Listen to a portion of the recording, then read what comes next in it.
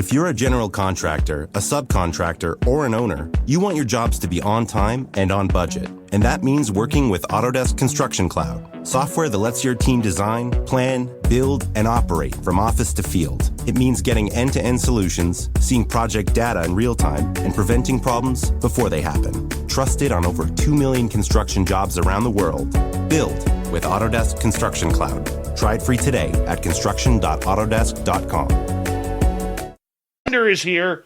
Yep, little Marky Spender. Yep, he'll take one for the team, always. Richard Elmore, gorgeous Pam McSee, Blue Chicken, how are you? Thanks for coming on in.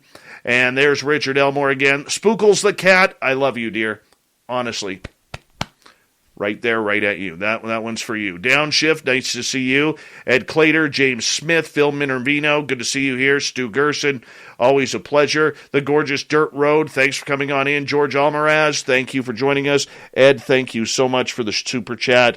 I really do appreciate that. Jim Christie, the Jim Christie is here. 416 Bitcoin, Awesome Arlene, 405er, good to have you all here. And Lori Oliphant looking lovely tonight. Bigfoot Rob, I love you, man. Thank you for the text messages earlier. Project Blue Book, Uncle Dale and his Power Stash are here. Remember, if you're in Austin, Texas, you find Uncle Dale, rub his Power Stash for good luck right through tax time. $5,900 Triple M, good to see you here. Highbrown.flop.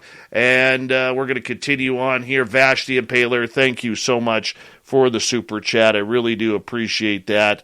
And we're going to get going here in about 15 seconds. If you're new here, hit that subscribe button, ring the bell. Super chats are open. High open-minded clarity. Mr. Lurks-a-lot. For Butch, everyone, let's do the favor. Let's get your horns up and rock.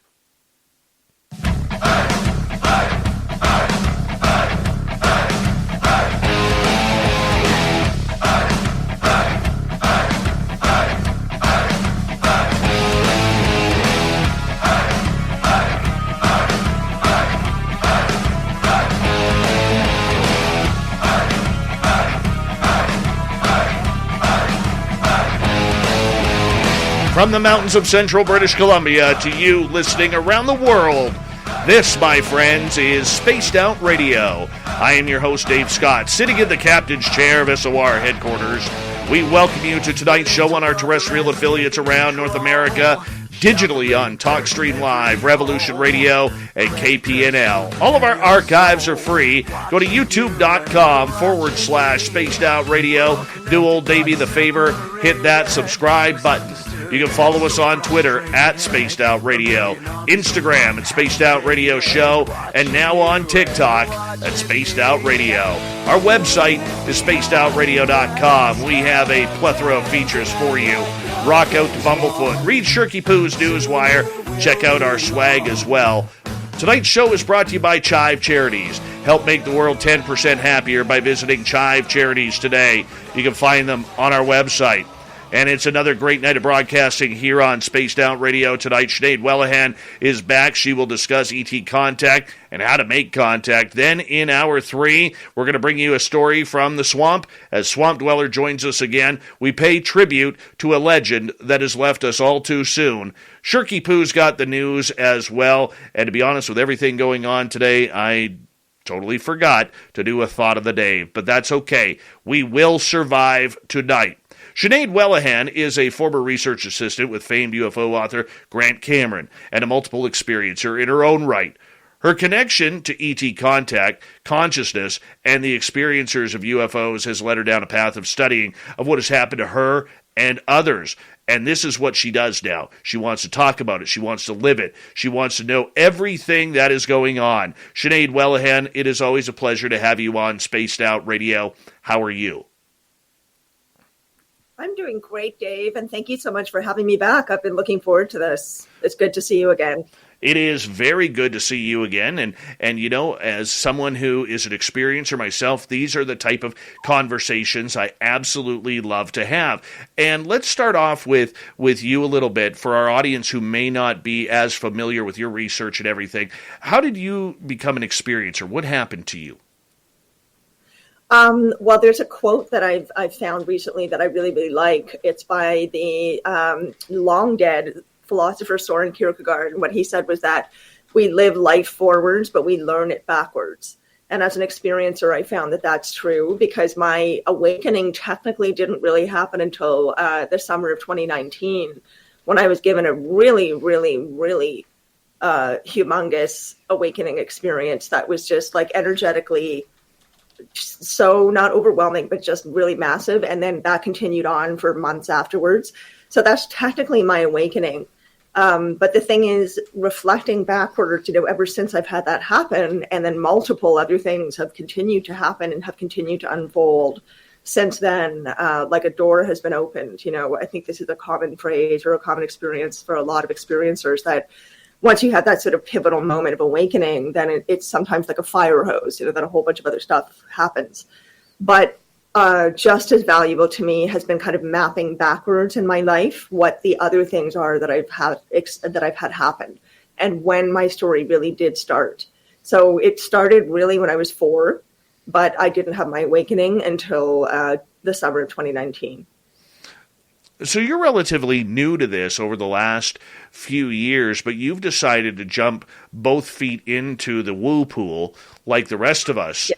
And you've decided that this is something that you need to figure out in your life. Why did you become so passionate about this subject? Well, that's a great question.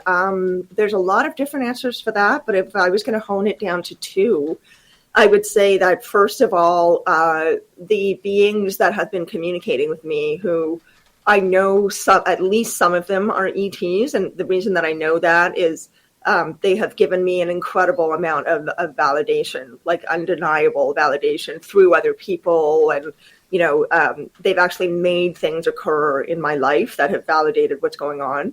So I know that it's definitely ETs are involved. There are other beings as well. I'm still in a process of figuring that out. But I'm passionate about it because they made me passionate about it. The awakening experience they gave me was so incredible, and really, literally changed my life. I think that day, that I had the experience, because nothing has ever been the same for me since then. Literally all my perspectives about everything in my life, all the pivotal, fundamental, crucial things in my life, friendships, family relationships, my sense of myself, how I'm spending my time, including my work life, my view on what's happening in the world and the universe and interconnectivity, and all these things just suddenly became, they all shifted and came into clearer focus for me. So that was such a remarkable experience, not to mention, as I said, the quite incredible continuation of experiences that I've been having. It's so exciting. It's so positive, because my experiences have only been positive, and that doesn't mean I'm making a blanket statement, by the way, that it's only ever positive. I know there are lots of people that have had difficult experiences, but for me, it's only ever been positive. And so that also fuels my passion and my commitment, because it's been such an incredibly positive experience over and over again, and it's helped me grow and expand in every area of my life, in ways that I never thought that I would. And then the other reason that I'm passionate about it is because I feel like this is an incredibly important topic, and not just for me. This is not about this is not about people being special or whatever. Like, some people think that when you're an experiencer and you have an incredible thing happen, that means somehow that you're special and that you know what's going on and you have all the answers. And I think that all of us are special, and all of us have reasons that we are special, some of them are about experiencing direct ET contact, right? And then that is its own experience. But other people have paranormal experiences in different ways. So for me, this seems to be my particular road. And I feel like it's incredibly, incredibly important, because I think that the conversation has been dominated for far too long by those who are in power, rather than, the millions and millions of us on the ground, who are the people who are actually having the frequent contact and, reaching out to each other and forming communities and validating each other's experience, and sort of spreading the word that this is real. This really is happening. There is an incredible amount of evidence, both in lived experience and otherwise, to prove that it's real. And yet we're still kind of going shopping and paying our bills, and, as if this incredible thing is not present in our lives all the time right now.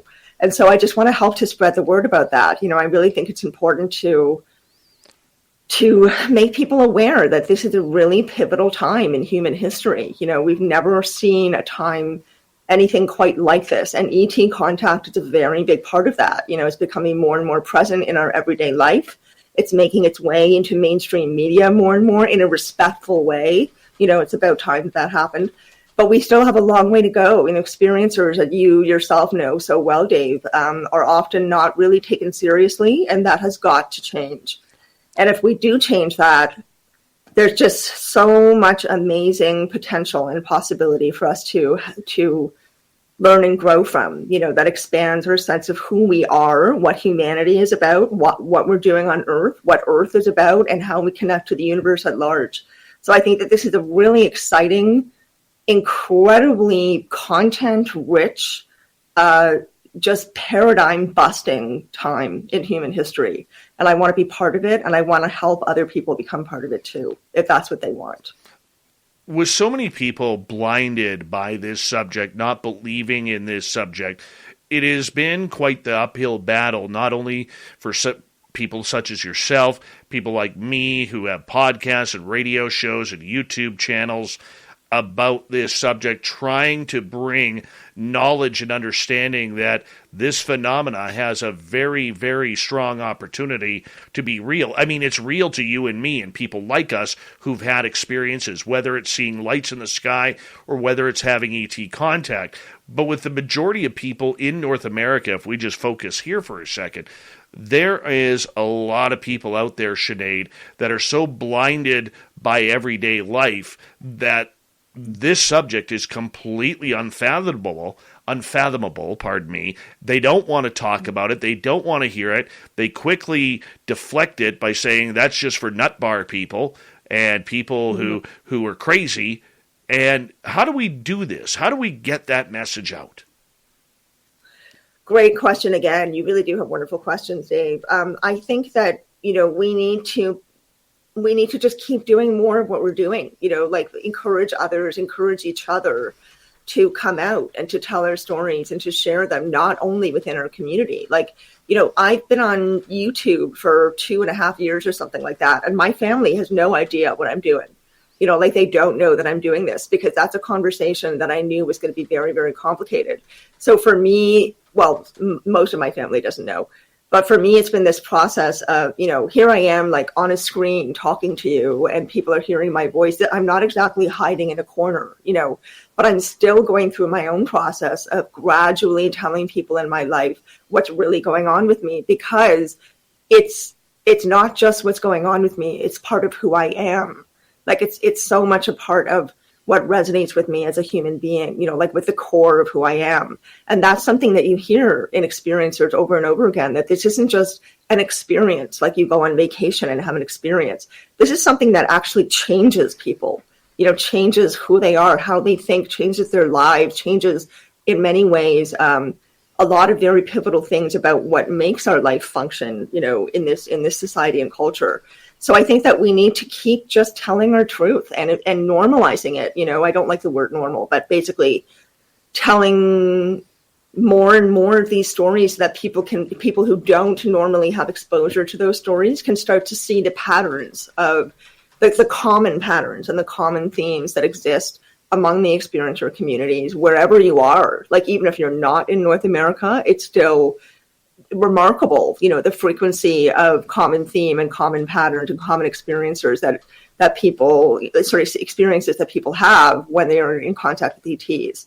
So I think that, you cannot deny strength in numbers, basically, right? Like, if more and more people keep coming out and talking about this, it becomes harder and harder to deny that. You can't say that half the world is bananas, right? Even if that could be true, you can't really say, half of the world, like, let's say half the world comes out and says, I'm an experiencer and I've met ETs and I've seen UFOs and I believe that they're real and all these things that you talk about on this show, right? Let's say the other half of the world can't say, oh yeah, all those people are completely crazy. Like, you can't deny something that's that predominant.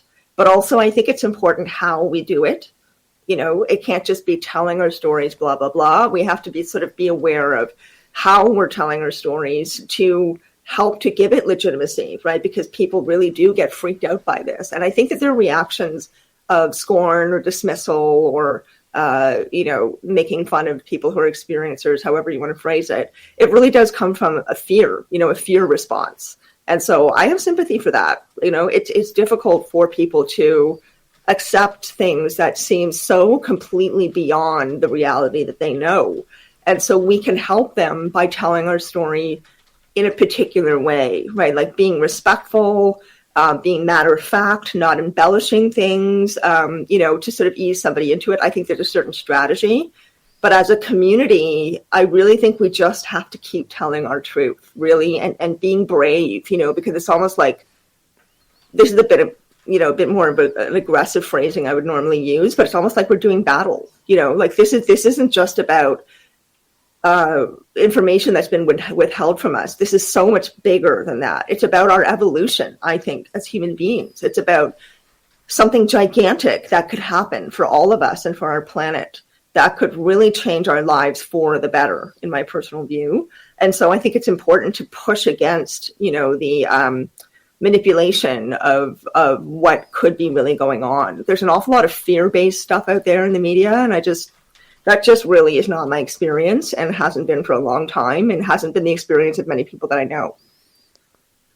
The battle will continue. It will continue for a long time and until true and proper disclosure happens. And we don't even know if that'll happen in our lifetimes. That is the difficult part of this all is you keep up the battle, but how do you fight?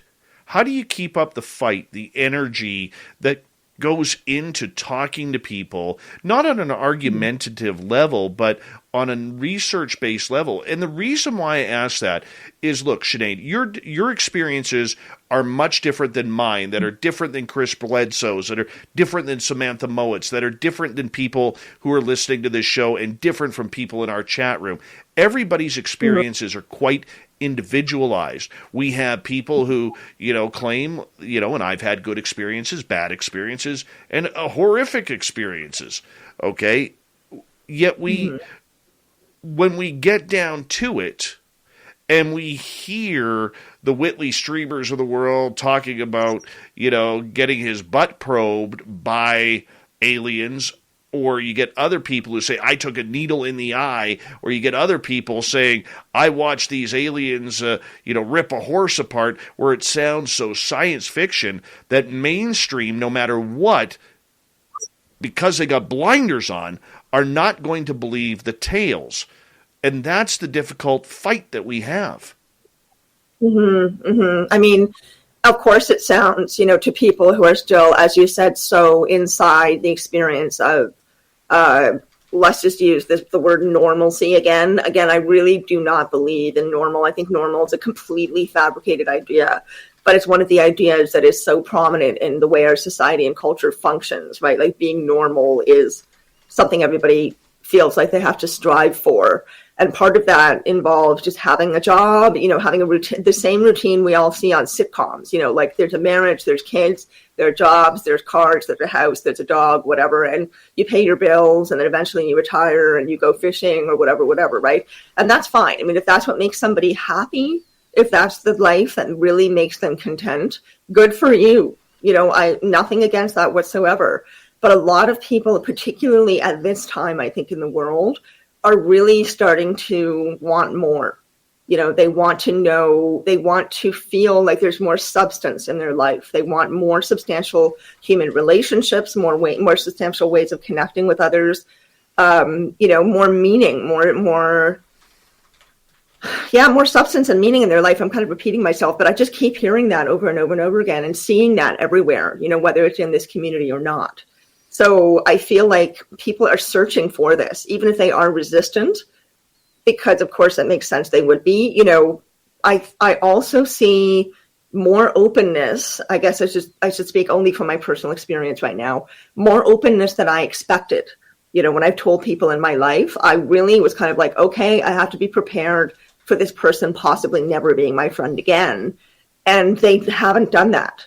That's not been their response. So sometimes people can surprise you too, and I think that's something we have to keep in mind as well. Sometimes it's not as scary as we think it's going to be.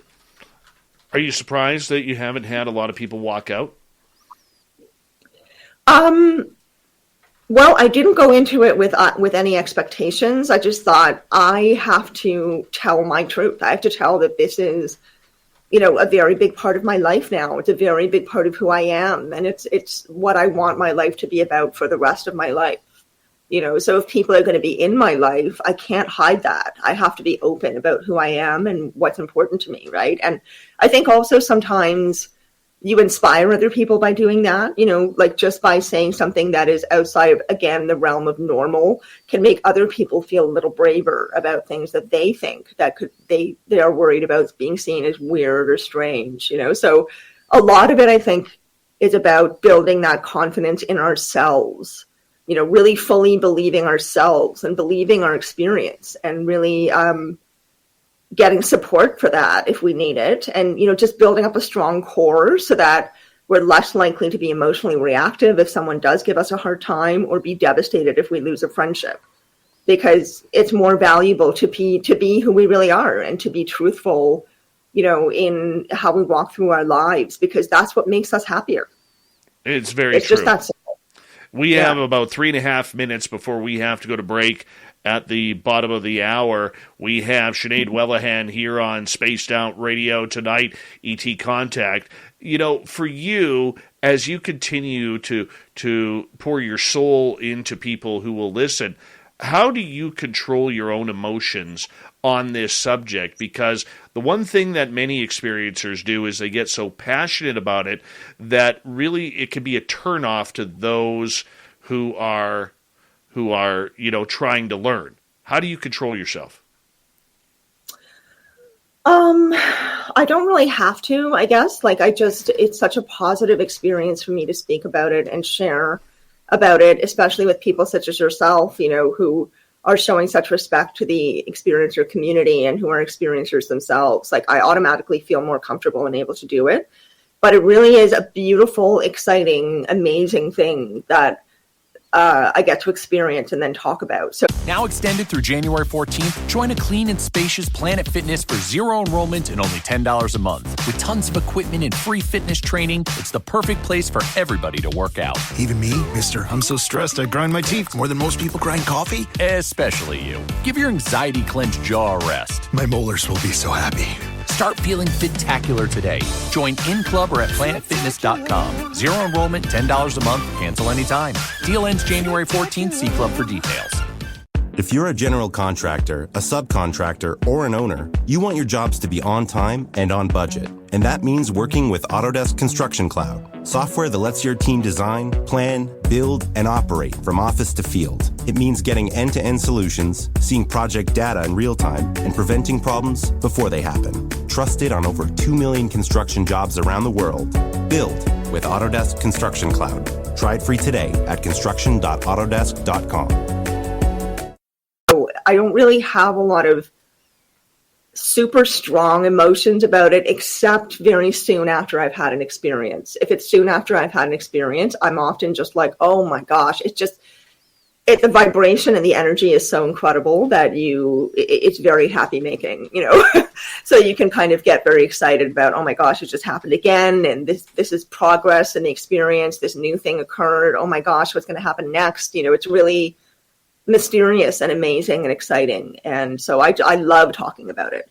But when it comes to having difficult conversations, like somebody maybe not believing me or being respectful, I just remind myself I can't control what other people think or feel. It's not my responsibility. And, what they want to think and feel is what they want to think and feel. If they're open to hearing this, wonderful. If they're not, they're not. It's not their path in this life, maybe. So that's not up to me. How many times does it happen when you get into this conversation and when you're in a group of people, there's always those couple of people who are like, bah, I don't believe in anything. You're seeing things. You better go to a psychiatrist. But the minute that group breaks up, that same person comes back and says, I saw something. And I don't know what it is. How often does that happen to you? Oh, I've had that happen. I've had that happen a few times. Yeah, it's funny. You're right. Like sometimes it's the person who is sort of making the most of a joking scene about it, like really trying to make it seem like, ha, ha, ha, ha, this is so ridiculous and funny and aliens, ooh, But then that can just be a sort of a way of maybe processing their discomfort in that moment and giving them a little bit of distance from the topic, so they have a few minutes to kind of subconsciously go, oh my God, she just brought that up and that happened to me. And then they just can't help themselves. Like they really we need to meet each other. It's a need. It's not just for fun. We need this connection because it is so, all the things I've already said, it's such an impactful experience to have something like that happen. And we need to share it, and we need to have it validated by sharing it as well. It helps us grow confidence in our telling of our story. It really does. And the one thing that you do have to have as an experiencer is confidence in telling your story. And I think that's absolutely huge with what you are doing. And, you do have to have a little bit of skepticism. Let's be truthful, because not everybody's going to be giving the full truth, the whole truth, and nothing but the truth. The human mind does play tricks. But in between those words, there is a truthful story that has happened, and that's what we have to try and get out. Sinead, I'm going to get you to hold on right there before we go to break here at the bottom of the hour. Sinead Whelehan is here, experiencer, researcher out of beautiful Toronto, Ontario. Yes, Leaf fans, Yonge Street still has your chairs from last year. You're not going to win the Stanley Cup this year either. Just putting that out there. Spaced Out Radio continues right after this.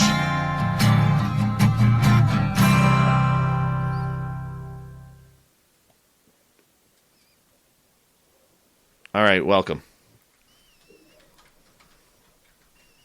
We're back. I'm actually going to grab some water. I'll be right back.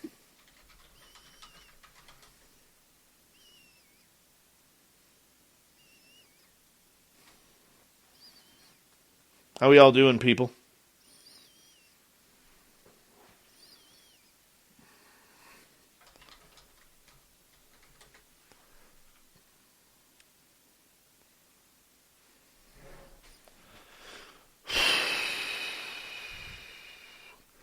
George Almaraz, welcome back to the show. How you doing, buddy? My brother Eugene, good to see you. Mennonite Abe, we're all a little sad today. All a little sad. But that's okay. We will get through this, people. The show must go on. That's all I'm playing in my head right now. Hi, Gorgeous Ronnie over on Spreaker. Hello, Sparkles and Penman over on Facebook. How are you? And, yeah, we're making this happen. Sorry if I'm a little glum today. Just one of those days. Not good things happen today. But that's okay. We'll make it through. We will make it through, people.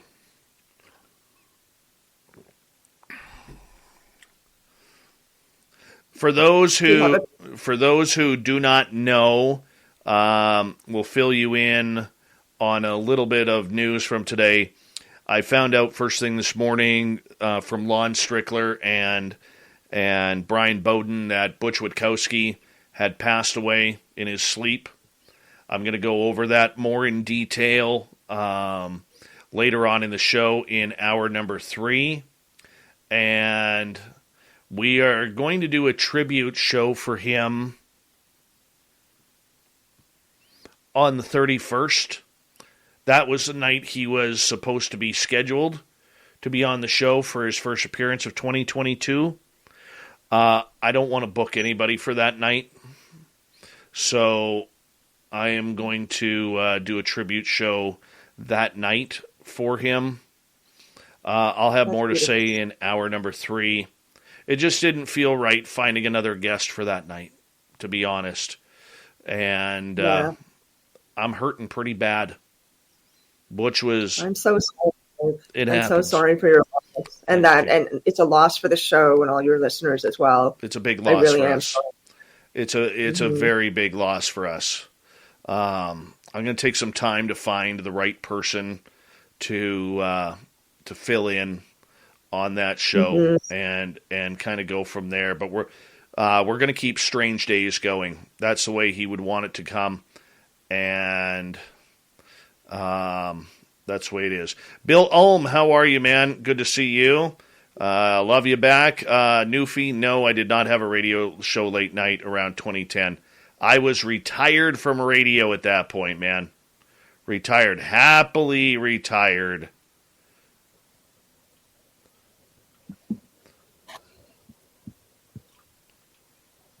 All right, who else showed up here?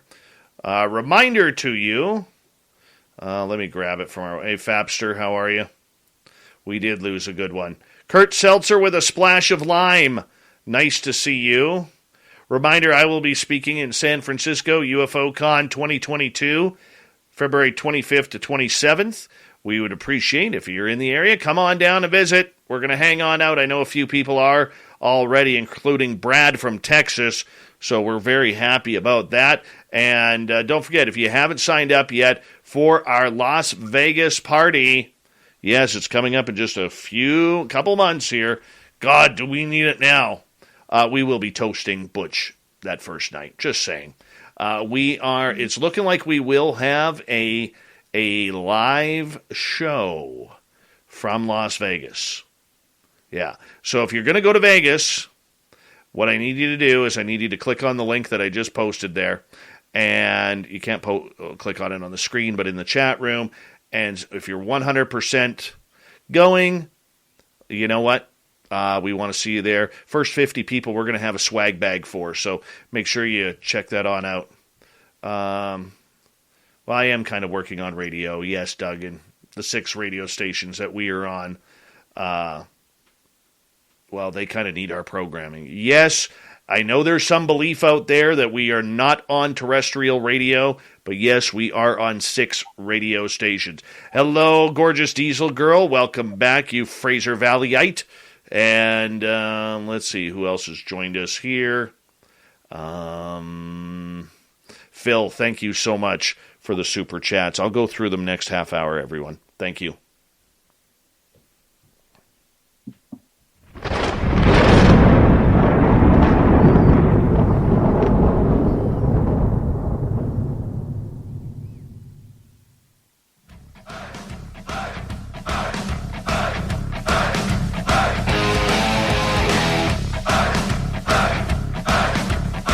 Second half hour of Spaced Out Radio is now underway. My name is Dave Scott. Thank you so much for joining us here on Spaced Out Radio. We really do appreciate earning your listening ears. Hello, and remember that you can check out all of our free archives by going to youtube.com/Spaced Out Radio. Just do me the favor, hit that subscribe button, our website, spacedoutradio.com. We have a plethora of features for you. Rock out to Bumblefoot, read Shirky Poo's Newswire, check out our swag as well. Follow us on Twitter at Spaced Out Radio, Instagram at Spaced Out Radio Show, and now on TikTok at Spaced Out Radio. We continue on tonight with one of our favorites. Sinead Whelehan is here. We're talking ET contact, and we're having a good time. Sinead, welcome back. Thanks so much, Dave. It's really a pleasure to be here. Do you like titling yourself as an experiencer? Do I like titling myself? Yeah, I do. Yes. Me too. Should I riff on that? No, I mean, you know what? I do too. Like when I speak at a conference or something, you know, I'll say I am a journalist. My line is I'm one of the only journalists who's an experiencer. I like that. And I like that. That's a great point. Yeah, and so a lot of people like it. They like the title of it being an experiencer. It gives something. People love titles, all right? And, they do. You know, I mean, Lord knows that today, believe it or not, there's studies shown on this, that people would rather have a title than a pay raise at work. Because it shows a sense of authority, especially to younger generations. That's why you see at so many places now somebody making like just $1 over minimum wage, but they have a title of a assistant manager of flipping burgers, or night shift manager or whatever, because people are addicted to titles. And thank you, social media, for another one. But for you, the reason why I ask that is because the research you've done into this topic is not just for the benefit of you. It's for the benefit of other people who are having this experience. What have you learned personally about ET contact in these few short years? Oh boy, that's an enormous question. I've learned so much. It's hard to boil it all down to a few things because there are so many researchers out there who've made such a significant impact on the field, and their perspectives vary somewhat. What I find most fascinating is the fact that the research is leaning more and more towards it being about consciousness, not so much about the physical aspects of these experiences, so while the technology is definitely fascinating and should be investigated and is being investigated, although that's not officially announced yet, it's only one part of the puzzle, like figuring out how a UFO flies and back engineering and all these things that people are really fascinated with. That's just one part of it.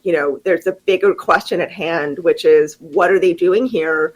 How long have they been coming here for? Because the research does say, depending on your field, some people are very nuts and bolts about their research. Other people are a little bit more exploratory or like experimental.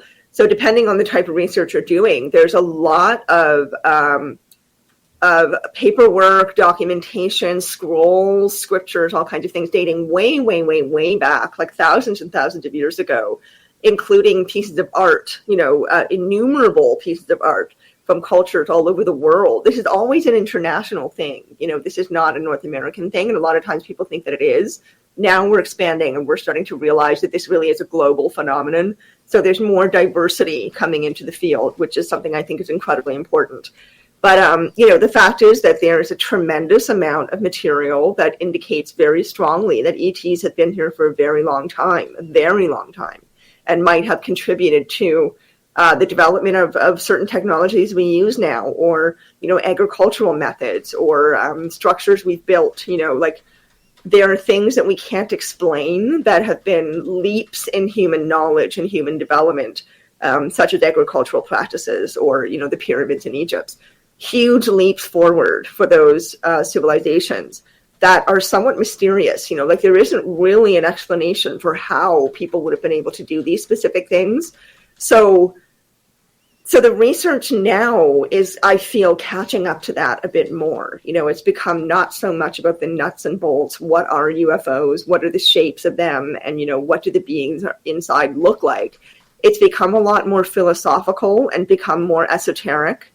And what I find really, really fascinating is that different fields of inquiry, there's science, there's medicine, there's history, there's whatever, psychedelics even, all these different fields that would seem to have nothing to do with each other. Quantum physics is another huge one, variant of quantum physics. So, there's all these different fields, and they all are starting to intersect now in their growing understanding and information gathering about what UFOs are, what ETs are, but more philosophically, why they are here and how they may have always been here and have participated for millennia in, all kinds of different aspects of human development.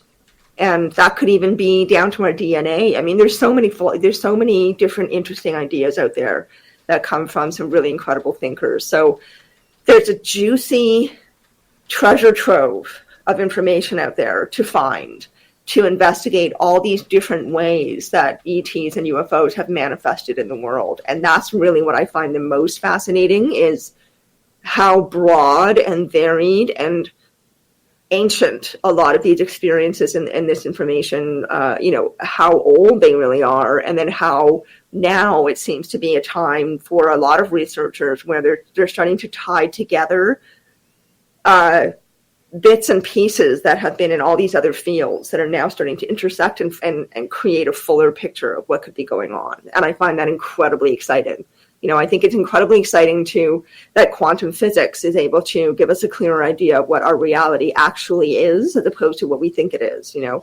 Just a lot more mind-expanding information coming our way rather than nuts and bolts. And that's what I'm all about. Does the mainstream public want or need ET contact?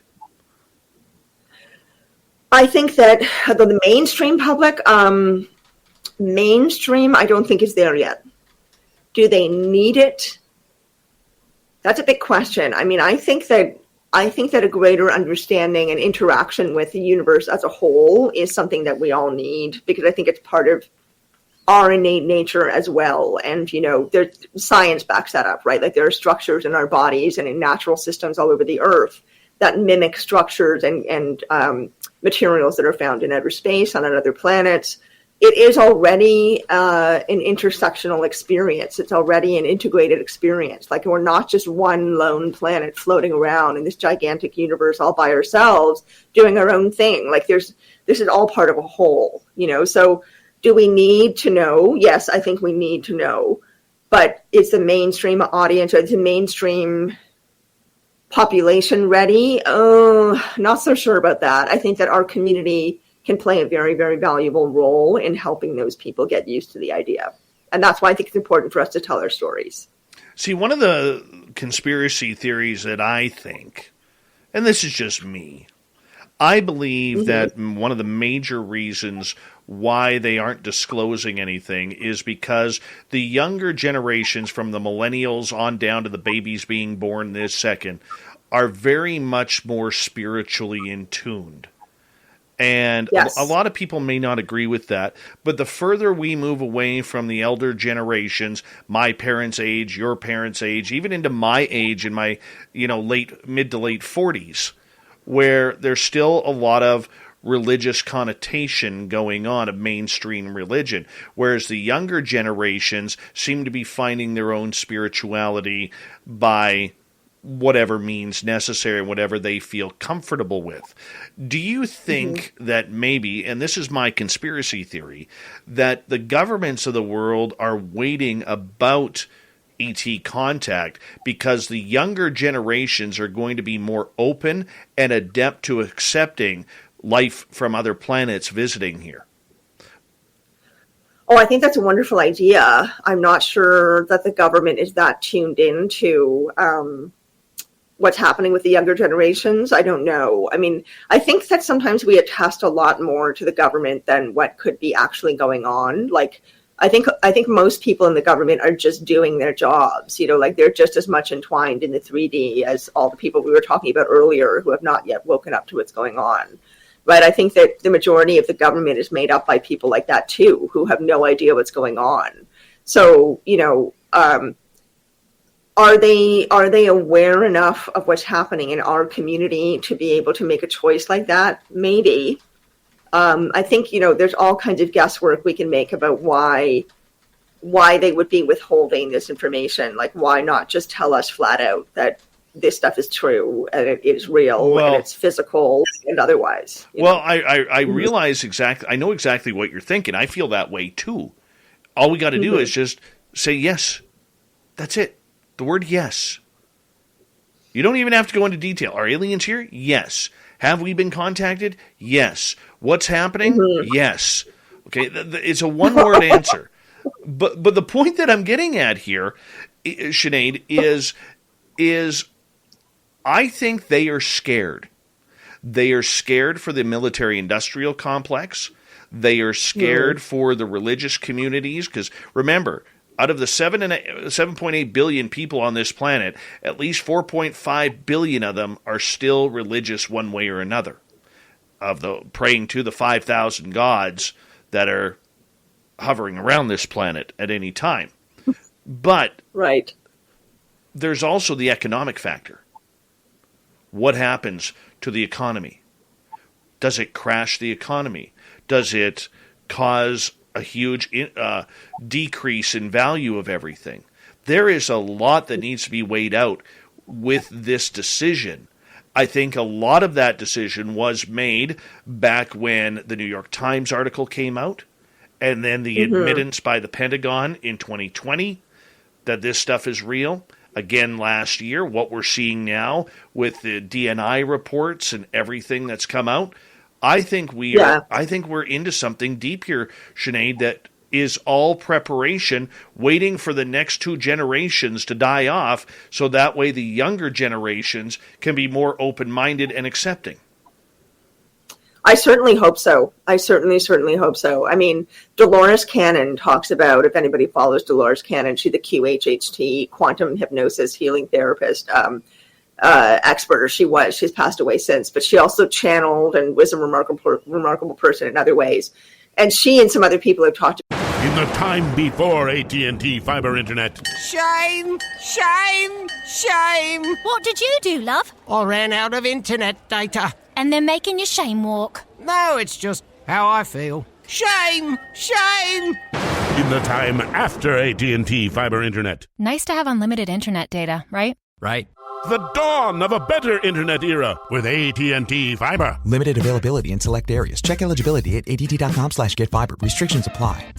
If you're a general contractor, a subcontractor, or an owner, you want your jobs to be on time and on budget. And that means working with Autodesk Construction Cloud, software that lets your team design, plan, build, and operate from office to field. It means getting end-to-end solutions, seeing project data in real time, and preventing problems before they happen. Trusted on over 2 million construction jobs around the world. Build with Autodesk Construction Cloud. Try it free today at construction.autodesk.com. about these different waves of humans coming into Earth around, I can't remember how many decades, but over a series of generations, essentially. And that, one generation was supposed to be the one to kind of first come along and start planting the seeds and making sort of, preparation for other people to be able to digest the reality of these possibilities a little bit more easily. And then that second wave was going to be able to help the next one and so on, right? So I really would like to think that that is true. I think that, it's apparent that the rollout of disclosure is definitely very deliberate, very slow, very controlled. Why are they doing it that way? Gosh, again, we can only speculate. Like you, I'm not sure that the mainstream population would be able to handle the reality right away. I think it does need to be done very carefully. But why not? We're already in a gigantic period of global shifts and changes and upheavals, and the soil being turned in so many fundamental ways right now, because of what's happening in the world. It's changing in a very, very dynamic way. Climate change, politics, all kinds of stuff. And so why not take advantage of that? Why not let disclosure occur sooner rather than later while we're already going through all these fundamental changes? Because I think it's inevitable that people are going to be a bit shook, right? Like when or if this reality is truly revealed officially and visibly to people of the world. Sinead, I think a good way to kind of put that is, and exactly what David S. says in our chat room, and we've said it numerous times on this show. Look at the way people have treated people through COVID. Look at the way we are now. And I'm not trying to start a big COVID debate here, okay? Because frankly, I don't care if you're vaccinated or unvaccinated. Let's just be human beings, and we're not seeing people be human beings right now. Okay. Yeah. I mean, look at the way people ran to this day, run to the store to empty out the meat and the milk and the toilet paper and the vegetables and the fruit. There is no food shortage. There's a stupidity extension going on in this world right now with a lot of things. That's not downplaying the disease. That's not downplaying the subject. We're not thinking clearly. Now, you bring on aliens into this. How is the world going to react? We are going to be out of everything. And I think that this has been an eye-opener, COVID that is, for how the public is going to react during a major world event again. Now, I'm not saying war, because I know tensions are high once again, and it's all around Mother Ukraine. Damn Ukrainians, always stirring it up. I'm Ukrainian, by the way, so don't take that as an insult, fellow Ukrainians, okay? But the point that I'm getting, and no vax talk in our chat room, thank you very much, okay? The point that I'm getting at, Sinead, is we can't handle a disease in 2022. How are we going to handle finding out life from a different planet? Yeah, that is such a huge question and a very, very relevant concern. And if I was going to suggest anything as any kind of a remedy, I really, really think that we need to do some hardcore personal work. Like, I'm all about personal work. I'm all about, establishing a really strong relationship with ourselves. And I don't mean in the usual Hallmark card kind of way, like make yourself a nice cup of hot chocolate and have a bath and that you've spent time with yourself. I mean, like, actual, real, hardcore personal examining of who am I? Like, what kind of human being do I really want to be?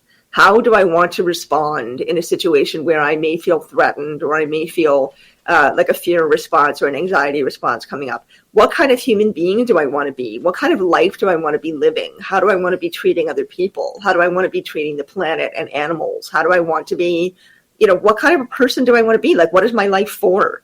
Why not take advantage of this time where everything is shifting and changing to do that? And I don't, how can we not benefit from doing that kind of personal examination? Because it always results in a clearer connection with who we truly are, like our actual nature underneath all the conditioning and the, illusions that we're fed all the way through our life. And then the more connected we are to ourselves in a really authentic, grounded way, the more likely contact is to happen. Like, that seems to be what the data says, is that people who already have a sense of questioning about, the world, about themselves, looking for a deeper meaning in life in whatever way, those people are often the ones who have contact happen because they're open to receiving it. Even if there's a tiny, tiny little crack there, that still allows for the possibility of the receptivity to be there for the contact to occur. So I think that a lot of it, quantum physics kind of backs this up. A lot of what quantum physics is talking about is how, and this is old news, everything is essentially energy. Like, things appear to be solid and real, but they're not actually solid and real. Including ourselves, we're made up of bajillions of vibrating molecules that create the illusion of something being solid. So everything is essentially made up of energy, like perpetual motion and vibration and also light. Okay. So if we talk about that just for a minute, those three things, energy, vibration, and light, are directly in alignment with a lot of hardcore spiritual practices. And when I say hardcore, I don't mean fundamentalist. I mean really like established disciplined spiritual practices that people can follow. And then, you're also nurturing a sense of, I'm going to rephrase this. I think that when you're doing that, when you're focusing on the energy and the vibration, which is the true nature of everything around us, you're able to tune into that in yourself as well. The fact that we are energy and vibration. How do we send that out into the world? Well, with our thoughts and our actions, right? And again, this is backed up by science. We create certain thoughts. We can affect the molecular structure, literally, of the other beings or other physical things around us. So there's an example I gave you last time I was on the show of, thanks, Nicole. Nice to see you. Of this study that was done, I believe, in Japan, where there was a circle of people sitting around a body of water, a pond or a lake, and they all did a meditation. And they did two different types of meditations. So they tested the water. They took samples of water both before and after they did these things. One meditation was sending bad thoughts, so-called bad thoughts, to the water, like telling the water it was bad, just telling it bad things about itself, like the same way you do it about a person that you're trying to put down. And the water molecular structure changed and became distorted and became, ugly. Like, that's one way you could put it, right? But then they did a meditation where, and again, they took samples of the water before and after. They did a meditation where they sent only love and only positive thoughts and positive vibration. And again, this is a meditation. They're not doing anything except sitting around the perimeter of this body of water, sending these thoughts and feelings to the water. And both times it changed the molecular structure of the water. And the change of the molecular structure, the actual visual physical change, reflected the vibration and energy of what was sent to them. So the ugly thoughts and feelings that were sent to the water made the molecular structure ugly. It made it distorted, and it was sort of out of place and looked like a disease, and actually similar to an invading bacteria or a mutating cell, right? Very similar to that kind of look. The other molecular structure was absolutely beautiful, perfect, crisp, clean, detailed, gorgeous structures like snowflakes. So I really think it's important to think about that, the fact that we are doing that all the time, whether we're aware of it or not. We are affecting our own molecular structure, our energy and our vibration with the thoughts and feelings that we choose to have. And so the more we take responsibility for that, the more your life changes. It just does. Like, you become more connected to who you are, what you want in life, what happiness can be for you, kindness, patience, and ways that you can be easier on other beings around you as well. And so you're raising your vibration, so-called, right? And that often can result in more contact. So for me, it's really, I can only speak about my own experience, right? Like, I'm no worldwide expert or anything like that. I think everybody can only speak about their own experience and their own sort of set of knowledge and what they're drawing from. And for me, the personal work aspect of it has been huge. The more I do that, the more contact I have and the more varied and rich and meaningful it is. So I think there really is something to that. If we want to be better prepared for contact, we got to go here first, inside. Sinead Whelehan is our guest tonight on Spaced Out Radio. We got about 90 seconds here before we have to go to break at the top of the hour. Sinead, for ET contact, do you recommend it for people who want to learn? I'm sorry, can you say that again? Do you recommend ET contact for people who want to learn? Oh, absolutely. Absolutely. It's much, much easier than you think. And they want to be in contact with us. Like, they really do. I think that it's something that we need to entertain a bit more than the fear-mongering aspect that is so clearly being marketed to us through, let's say, films and television. It's just not the reality for a lot of people. And if you look at something like Ray Hernandez's free survey and all the data that was collected through that survey, the vast majority of experiencers have had positive or neutral experiences. It's only a small number of people that have had really frightening experiences. So I think that those experiences are just as valid as anybody else's. But I want to say that as a way of encouraging people. Like, I think a lot of the marketing is, be scared, they're going to come and take us over. But I just don't feel like that's actually the case. Right. That's me. All right. Well, we will get to more ET contact when we return on hour number 2. How do we do it? How do we get them aliens to buzz us back on our invisible antennae that are coming out of our heads to say, hey, we're here and we want to make contact, ET contact, with Sinead Whelehan coming up next on the mighty SOR. We're having a great, great night here on the show. Spaced Out Radio's Hour 2 continues right after this.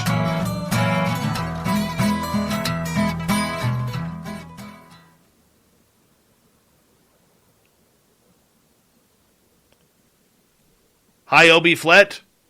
Hello, Sonia's News. Looking lovely tonight. Millennium, good to see you, my man. How you guys doing? Eva, how are you? Eva. Remember Wally? Eva. Stunning Stephanie Jackson. There she is. All right, I'm done. I love how everybody who comes to your show gets a really excellent ego boost as well, Dave. It's the only reason that I'm here, really. You're welcome. I just want to hear you say nice things to me. And Wendy, hello, and thank you. Great to know that you're here. Okay, I will be right back again. All right.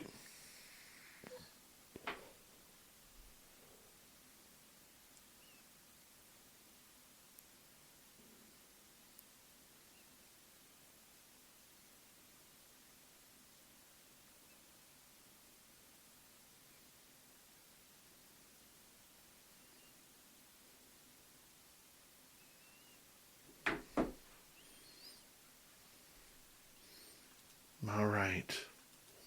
How we doing? Knucker, how you doing? Oh, Nick FM, you returned. Wonderful. Who else has joined us? I don't know.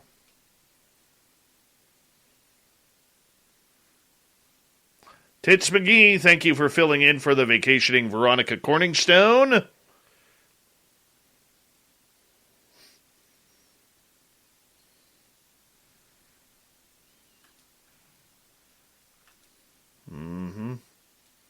It happens. It happens.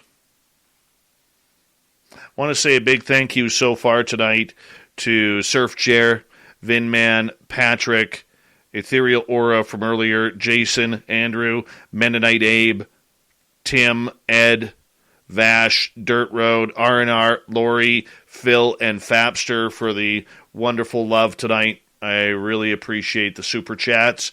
It's a great way to support what we do on this show on a nightly basis, so thank you so much for the love. And it's been a long day.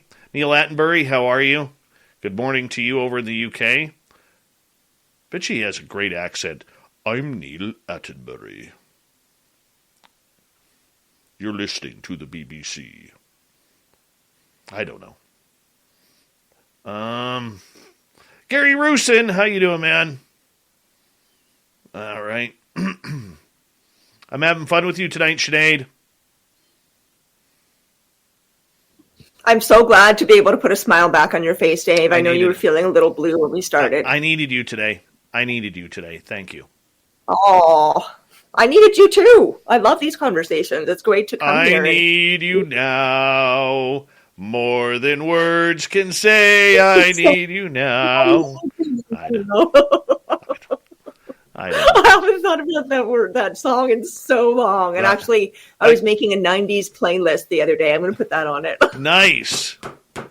Keys to the match. The best power ballad of the early 90s, Never Let You Go by Steelheart. I don't know that one. You're going to have to send it to me. It's crazy. Facebook. That singer, I mean, he must get kicked in the nuts about 17 times through the song just in order to hit those high notes. Terp Girl, welcome to Spaced Out Radio. How are you? Oh, seriously. Seriously, it's crazy. I am a sucker for power ballads. I am a total sucker for power ballads. I was listening to Melinda Etheridge, remember Come to My Window? Yeah. That's like a stadium rock power ballad. I love it. I was singing in the car. You know, people were looking at me. I was like full on singing in the car, you know, so all you see when you look over is someone silently giving it their all. This is where I wish that we could play music on the show. Where are you, Sinead? Okay, there you are, dear.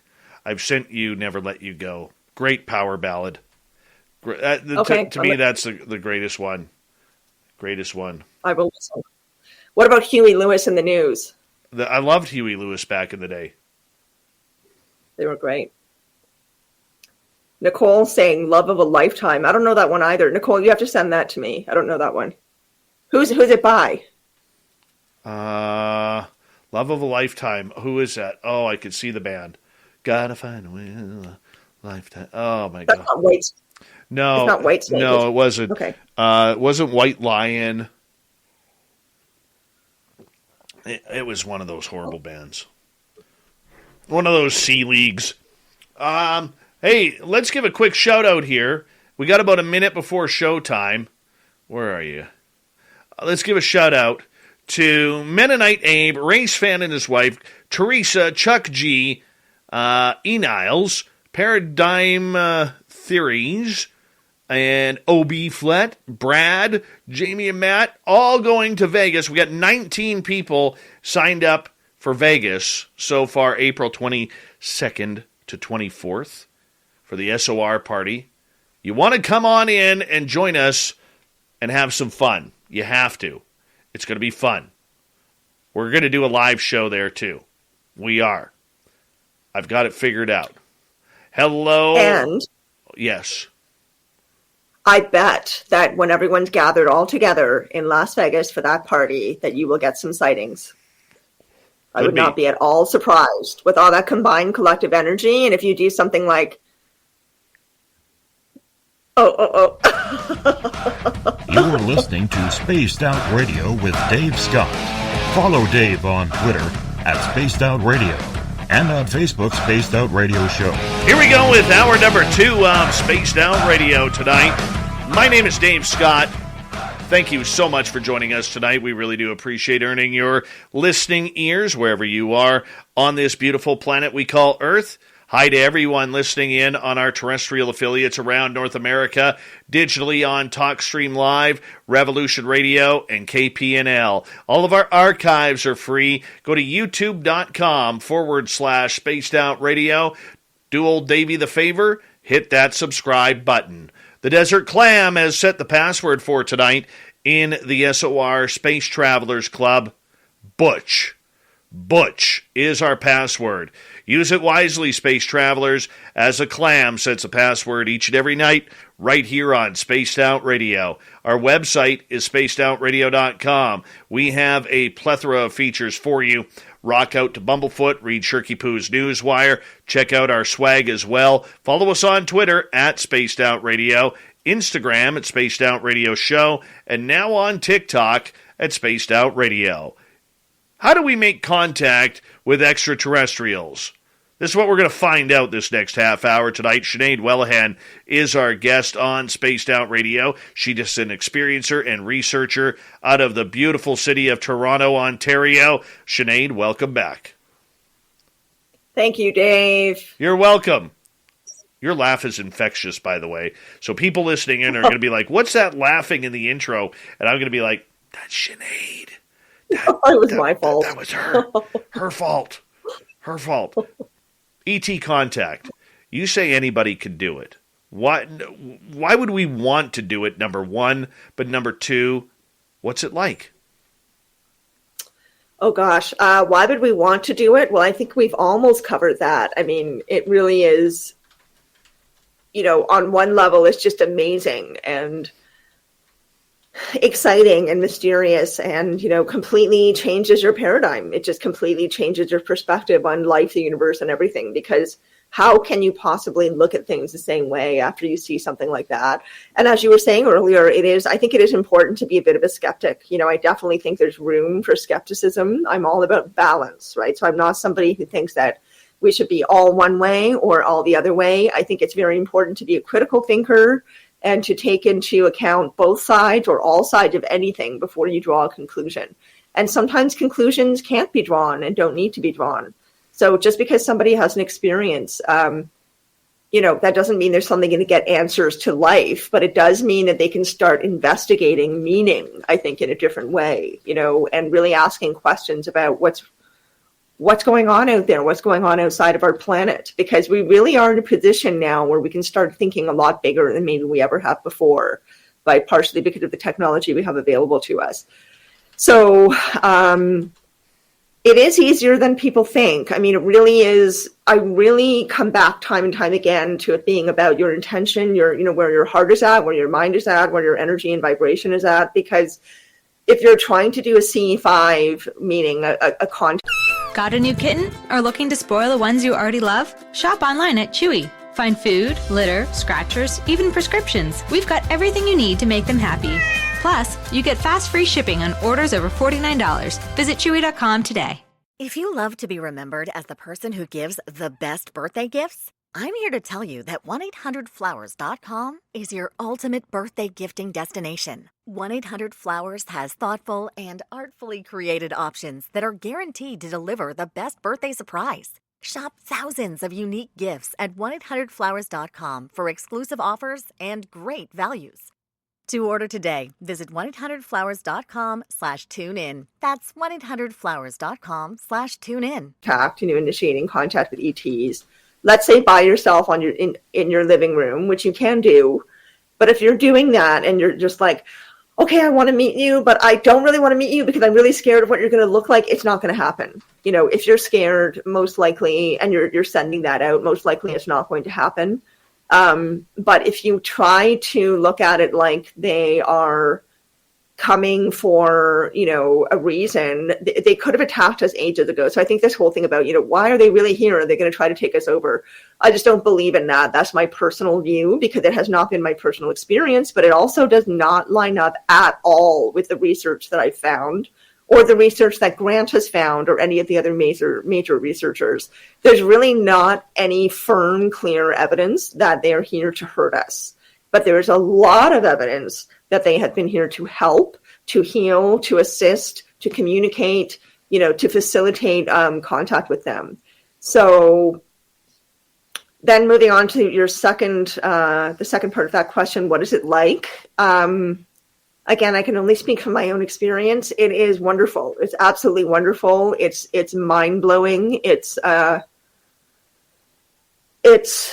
takes a bit of time whenever something big, especially big, happens. It takes me a bit of time to integrate it. And for me, the integration is actually more important than the experience, because we can have an experience and then completely block it out or pretend it didn't happen, or allow our initial shock and awe to become the fullness of the entirety of that experience. But if we take some time to really kind of sit with it and integrate it and sort of get to know the experience as well as we possibly can, then it really does have more value, because I feel like it just sits in you a little bit more firmly and with more clarity, right? If you take the time to really to write about it, or just to talk about it with someone, to just digest it in some way.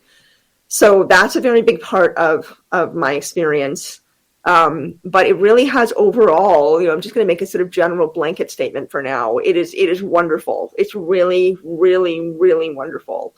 And it makes me happier than anything else. It just feeds who I am. It feels like home. It feels familiar. It is expanding on so many levels. And I just love it. And I trust them, like they give me what I need, and they give me, and when I say that, I mean, whenever I kind of need to jump a bit forward in my understanding, or if I'm ready to learn more, if I'm ready to have more contact, they show up in just the way that I need. Like, it's never too much and it's never too little. I'm always feeling really grateful for whatever I get.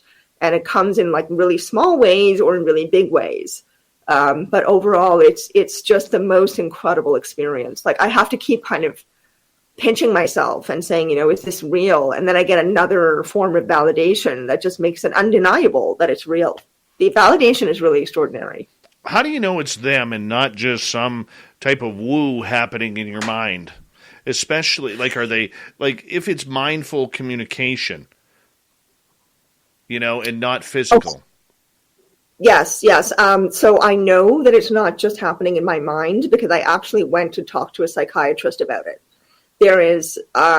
I'm somebody who's always believed in exploring myself, like exploring my own mind, getting to know myself as a human being the best that I can, so that I can uproot, unhealthy or non-beneficial ways of being, either for myself or the way I treat other people or animals or whatever, to just become a better person, right? So a lot of my life has been about investigating myself and kind of turning over the soil of who I am and trying to become a better human being. And so part of that has been going to therapy. So I put myself in therapy when I was 15.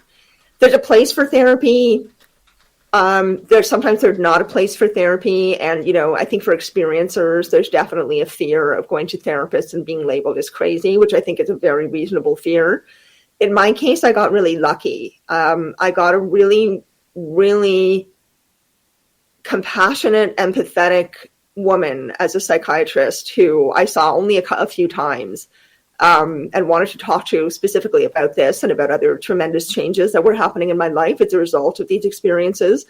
And so she was a very accepting person, but also I needed to say out loud to somebody that this was happening to me. I needed to verbalize it to someone. I needed to say it out loud, this was really, really early on in my experience, and I needed to verbalize it to somebody else and be heard. And I guess being able to do that with a psychiatrist was sort of my way at the time of giving myself a very protected ethical space to do that in, right? So regardless of whatever her response to me was going to be, on some level, I just needed to say it. I just needed to say out loud and describe what was going on, right? And so I talked to her about it a few times, and it was not only about that. That's not the only reason why I was going to talk to her. I was going through some other transitions in my life, and I wanted to try to find some tools to manage those transitions well. And so I kept bringing it up to her, and, she would ask me, sometimes I'd call her just to ask her something about something else. And she'd say, so are you still having the experiences? And I would say, oh yeah. So if this is a trained psychiatrist, this is somebody who went to medical school. If she thought that I was mentally ill, I'm pretty sure she would have made me medicated, tried to get me medicated, or told me to go to get some kind of treatment or be, assessed in some way or whatever, but she didn't. And I also have done so much personal work on myself. I know myself fairly well, and I'm not somebody who has an issue with saying, I made a mistake, or there's this part of me that is kind of flawed that I really think I can improve on. So if I felt like I was unstable and that was reflected in my life, for example, not showing up to work or having dramatic bust ups in relationships or suddenly spending $10,000 or whatever, then I feel like I would have been able to observe that. And also other people would have been telling me that, like people would have been concerned, right? None of that has happened. My life has become more stable. I have become more happy. I have become more connected with my purpose in this life. I'm in a better position than I have been mentally, emotionally, spiritually, physically, in the conditions of my life. The physical and material conditions of my life are all better than they were before I had my awakening. So, I want to say that to encourage people as well. I think that there really is this sort of fundamental shift in thinking and in attitude and in need that is starting to permeate our different levels of our society in really subtle ways. And, I think that's kind of fascinating in and of itself, because I'm not sure that 5 or 10 years ago, let's say 10 years ago, that I would have been able to say to any psychiatrist, I think this is happening. I think I'm communicating with aliens or extraterrestrials, or however you want to phrase it, without them saying you're definitely bonkers. But now it's become more digestible for people who don't fully exist in our community to entertain the possibility that this is real, because there's more and more official information coming out. There's more and more evidence coming out. And I really just feel like people are starting to think differently. The systems that we've been relying on all these years are breaking down. And I feel like that's correlating with a shift in our needs. We need to live differently. People are showing that in so many different ways, including getting back to rural communities, growing their own food. This is stuff that's becoming very commonplace now, right? People wanting to connect more with the land, connect more with each other, get off screens. So, to me, this all is interconnected. It's all part of the same thing, and we're all doing this together. It is very interesting that this is a fundamental change that we all have to make physically, emotionally, spiritually. For a lot of people out there, though, Sinead, if it does happen, they may not know. They're not tuned into that little voice in their head or that meditative connection that may happen. How do people know that it's not their imagination that they are connecting with, that it is actual ET beings, if it's more on an etherical level? That's a hard question to answer. I mean, some people are deluded, right? Some people might be having an experience that is not what they think it is, and their mind is translating it in that way. But I think most people really are having these experiences, and we need to I think we need to ask, we need to keep something of a skeptical mind, that's a very important part of it, is asking ourselves questions to evaluate and assess our own experience.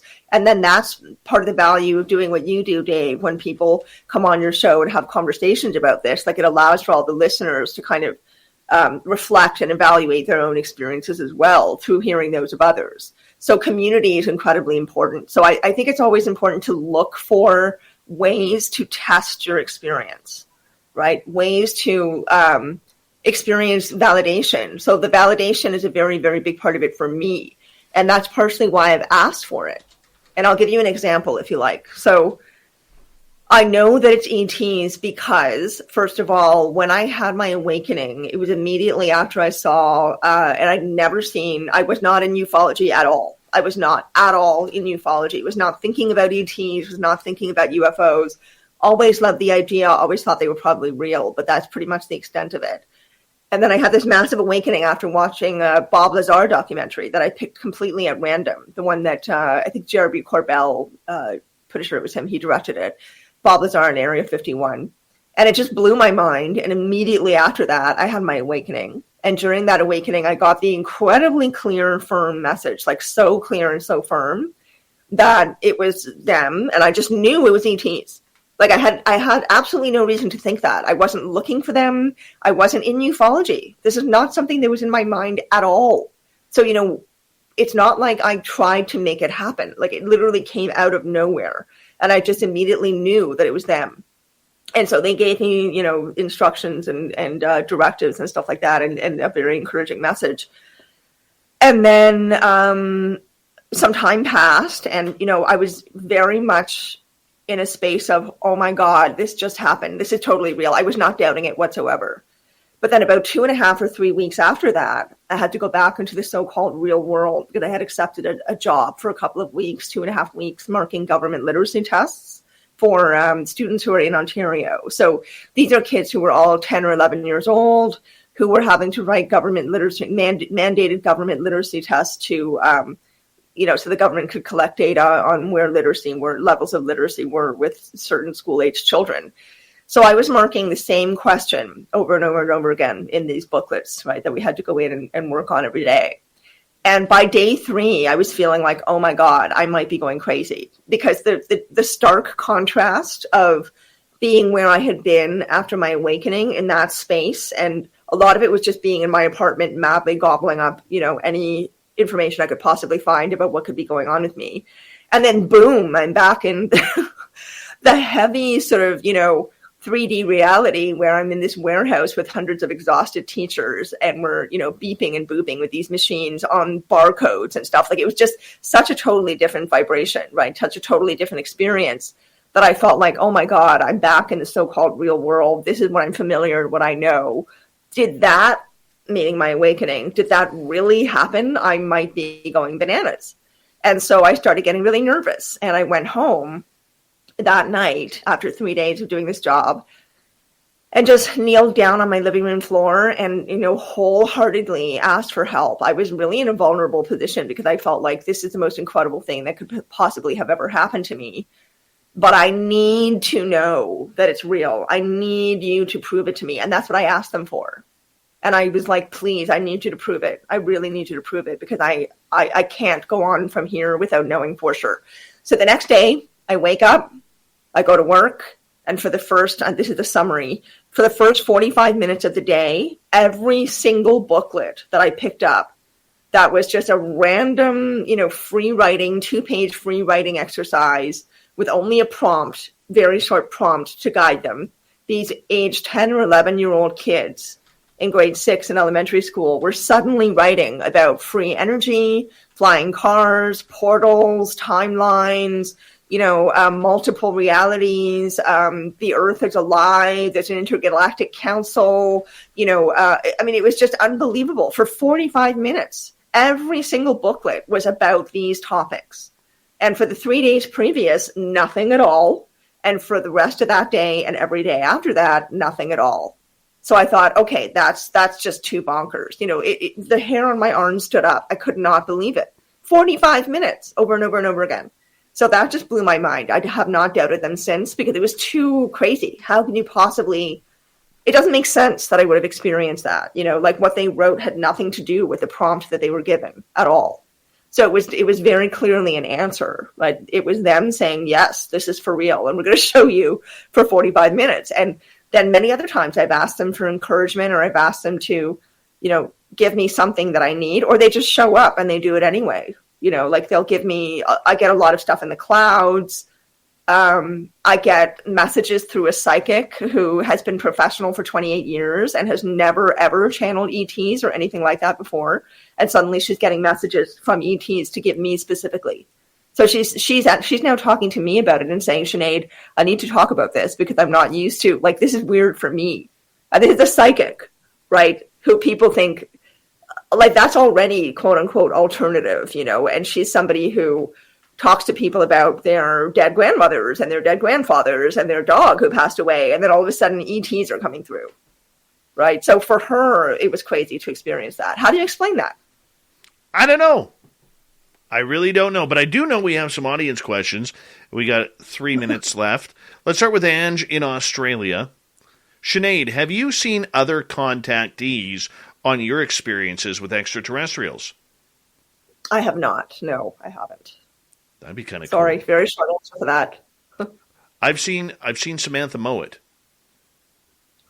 Oh my goodness. Yeah, I've seen Samantha Mowat once. That's very Once I wow. saw Science Bob and Olaf Phillips once.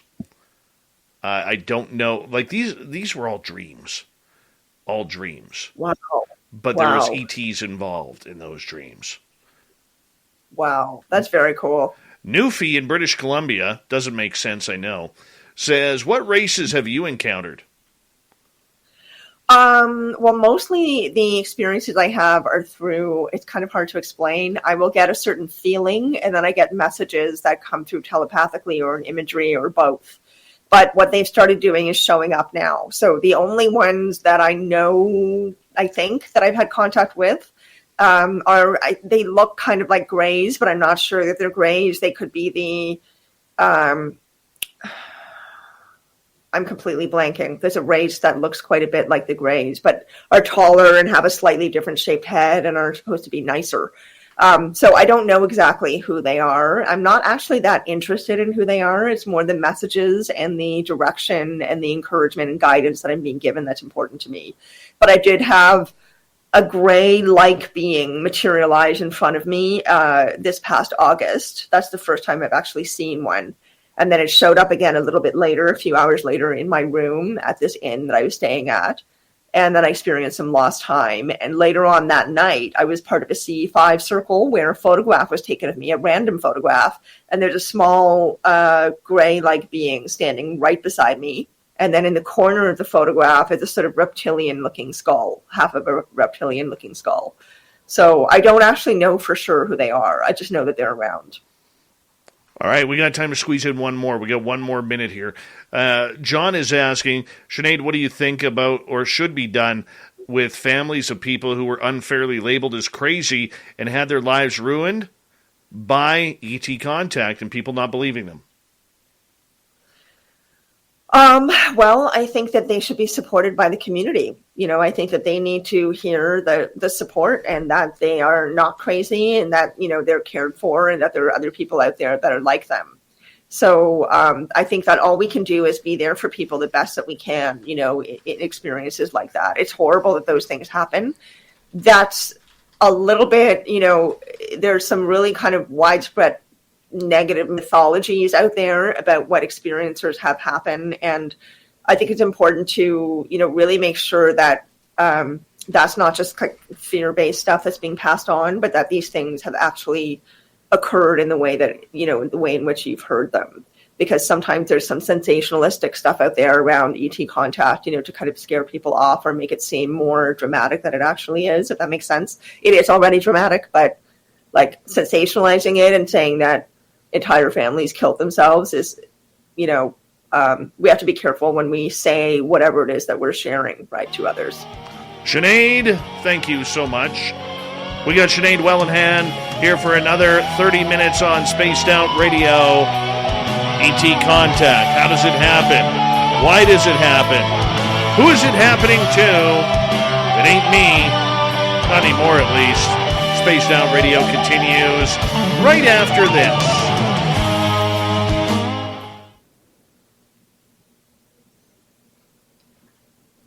You're doing awesome tonight. Oh, thanks. You're welcome. Hello, Tress from Scotland. Welcome. Dry Toast, thank you for that amazing super chat. I will post it in a little bit here. Really appreciate your love and support. Let's see who else is coming because I'm a little back. Hey, Super Duke at World Bigfoot Radio. I'm sorry I could not call you back tonight. I ran out of time, dude. I ran out of time, but thank you for the lovely phone call. Right there, buddy. Right there. You're class dude, man. Class dude. And everybody from our channel should be subscribed to yours. Stevie Franchise, thank you so much for the super chat. Really do appreciate the love, man. And I'm going to give a rundown quickly of everybody who's super chatted tonight.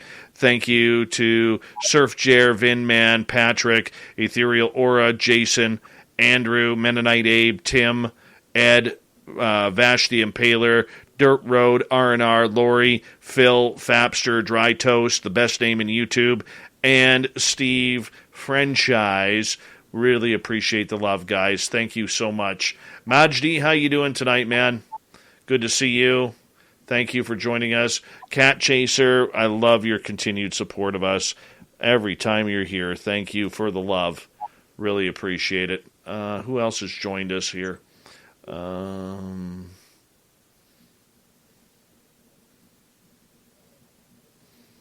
Ted Bastian. How are you, my friend? Good to see you. Skip to Malou. What's happening, buddy? Thank you for joining us. We're all caught up there. Thank you, Sinead. The world around us is smart. We think your education should be smart, too. With the FlexPath learning format from Capella University, you can set your own deadlines and leverage your experience to move forward at your pace. Visit capella.edu to learn more. Capella University. Don't just learn smarter. Over 2 million construction jobs around the world are taking their projects to the next level. From roadways to railways, from skyscrapers to homes. Make your vision a reality. Build with Autodesk Construction Cloud. Try it free today at construction.autodesk.com. Who are you going to have on for the panel, by the way, on the 31st? I don't know yet. I've got some feelers out. It'll be a good one, though. 4 or 5 people. Did he have a co-host? No. Lon, he did a lot of work with Lon Strickler. And okay. Yeah. All right. Hey, Kaysen in Sri Lanka. How you doing, buddy? Good to see you.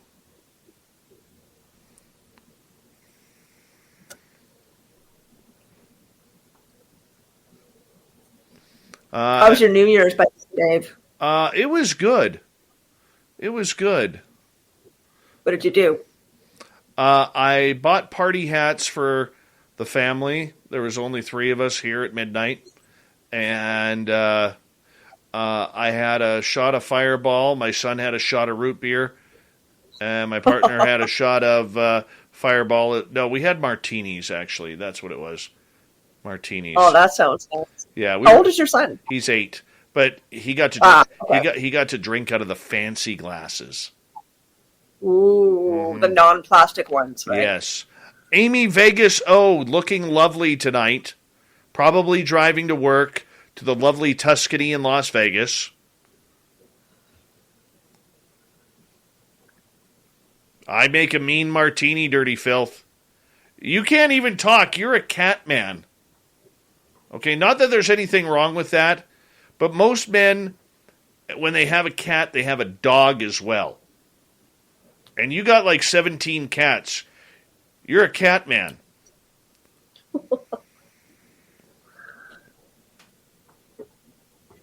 I'm getting my 3rd cat on Saturday, and Nice. I'm delighted. We got 3 cats. They're the best. I love Just my animals cats. in general are the best.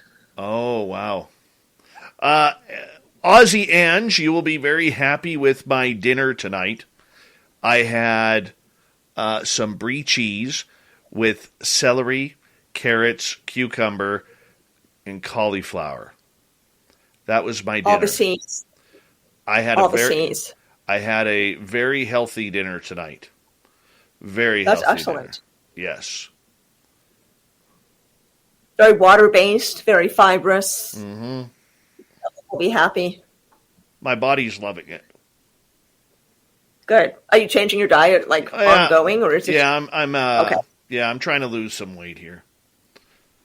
Good for you. Yeah. Trying to look pretty Whatever for makes Vegas. Trying to look pretty for Vegas. Salty Ken. Dinner for breakfast is allowed, but it depends on what the dinner is. Okay, so like for instance, you don't want to be eating shrimp for breakfast. You don't. You know, you wrong. Pizza, wrong. Pizza is fine. You know? Potatoes are fine. I had a breakfast sandwich for dinner last night, and it was delicious. It's terrible. Hold on.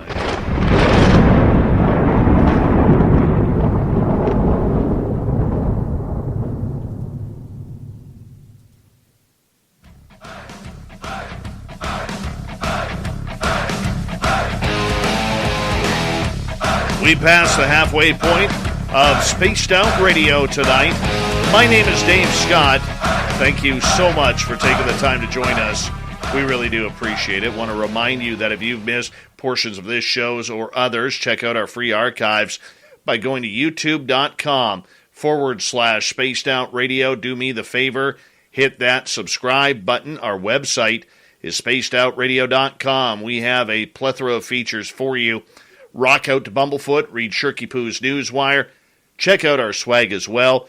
Follow us on Twitter at Spaced Out Radio, Instagram at Spaced Out Radio Show, and on TikTok at Spaced Out Radio. ET Contact, how do we do it? Is it good for us? Is it healthy for humanity, much like celery and avocado? We don't know.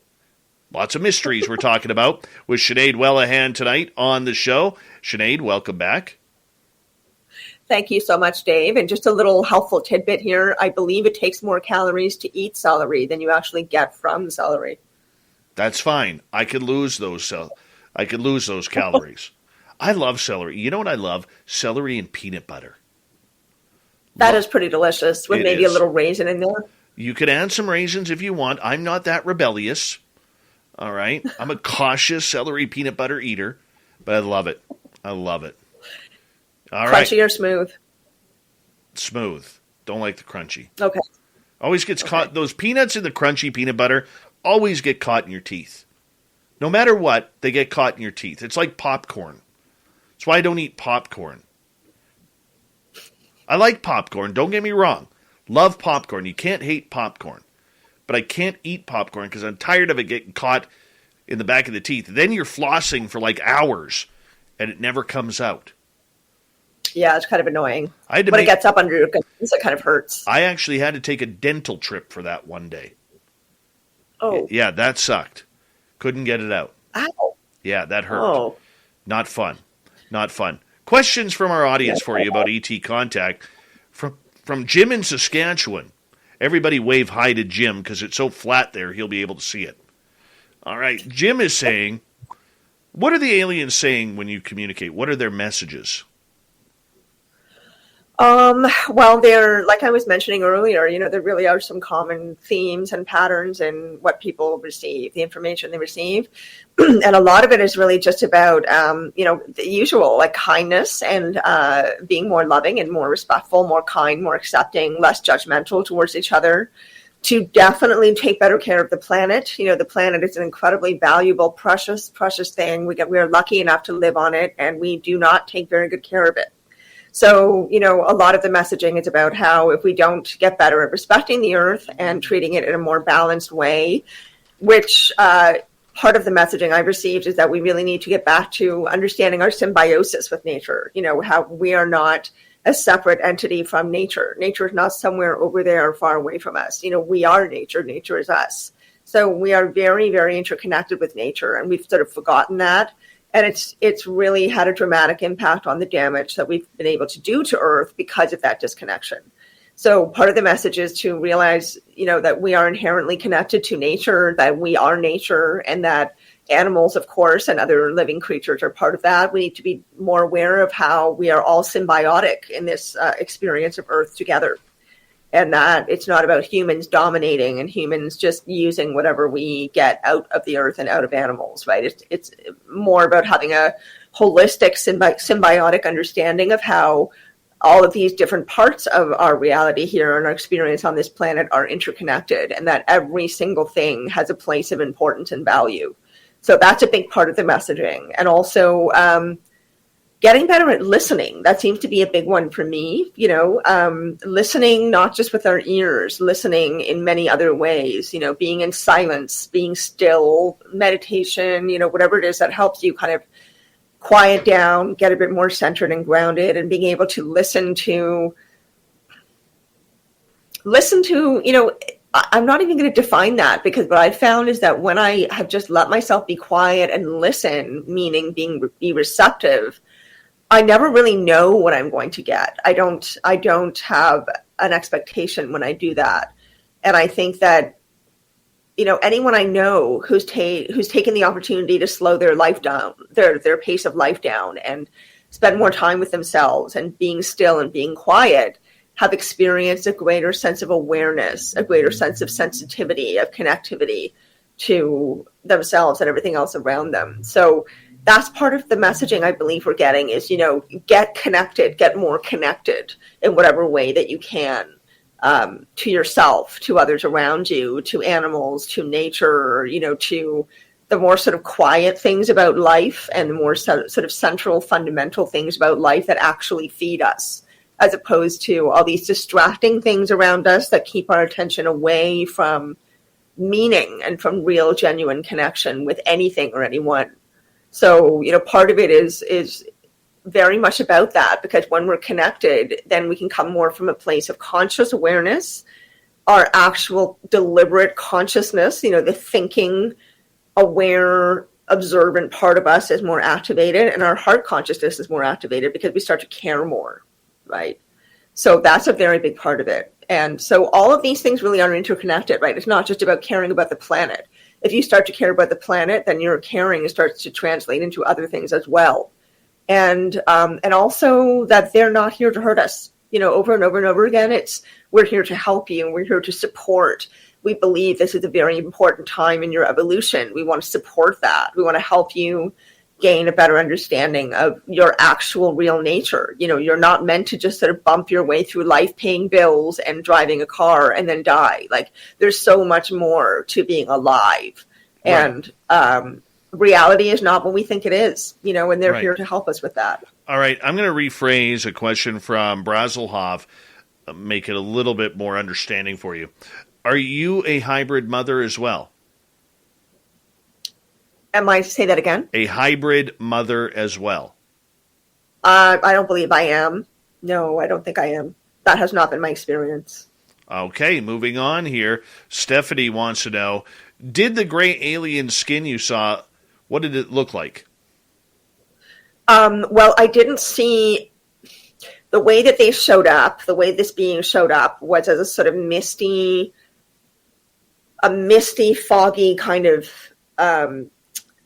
material, and it was just like a clear outline of a body. I mean, I clearly saw a head, neck, shoulders, arms, the torso, the legs and feet, but I couldn't see like eyes and skin and teeth. It was more like the shape of the being and the stance, and I saw like movement. I saw the body moving a little bit. So that's the best that I can do to describe them. I can't say what the skin was like. I'm sorry. Digger Dog wants to know, are some of the ETs masquerading as humans? Well, the word masquerading, I'm just going to touch on that word just for a minute, because when you say someone's masquerading, it's as if they're deliberately hiding themselves for a nefarious purpose. So are they doing that are they here among us on Earth? I believe, yes, they are. I think that they've been around for a very, very, very long time, and I think that they can come and go pretty much as they please. And I don't think they need to disguise themselves as being human. I think sometimes they do, excuse me, but I don't think they need to, because they understand that reality is multidimensional, and that energy and vibration and light behave in a certain way that allow them to change perception. So I think they're able to let themselves be seen and unseen as they choose. So are they around in human form? I think it's quite possible. Do I have a definitive answer of that? No, I do not. But I don't think we can make any assumptions about what their intentions are. I can only speak from my experience that it's good. All right, let's go to Sri Lanka, where Kaysen is asking, overall, are ETs benevolent, hostile, or neutral? My personal perspective, again, my experience has been that it's only been positive, only been generous, nurturing, supportive, amazing guidance. It's been amazing for me personally, right? That's been my experience. In my research, there is a suggestion that, and I think this is very reasonable to consider, that, we can only create ideas of what we think that they're like. Very few people have had ongoing relationships with ETs where they can really clearly talk about what that being looks like, how they behave, what their culture is like. I think that it's reasonable to assume that there are huge numbers of extraterrestrial civilizations, races, however you want to use, whatever words you want to use to group them together out there in the universe. I think there's innumerable kinds and types of those beings. And so it would make sense to me that their temperament, their thinking, their behavior, their personalities are going to be as varied also. So I don't think we can say they're all bad or they're all good. I think that it's very possible that they are as varied in temperament and mindset as we are. Human beings, we can't make one statement about all human beings being a certain way, right? We have huge variation in our personalities, our perspectives, our experiences, our worldviews, all kinds of things. So it makes sense to me that they would be like that as well. And so that partially, for me, explains why some people have only positive experiences, some people have only negative experiences, and there's some that are in between. Because why wouldn't it be like that if they are as varied as we are? And I think they might be.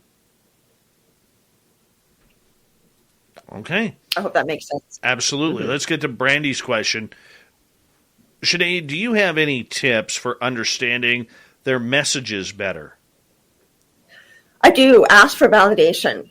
Ask for validation. Ask for validation. And also keep records of what you think you're experiencing. That's another way that you can kind of analyze what's going on and also remain a bit skeptical.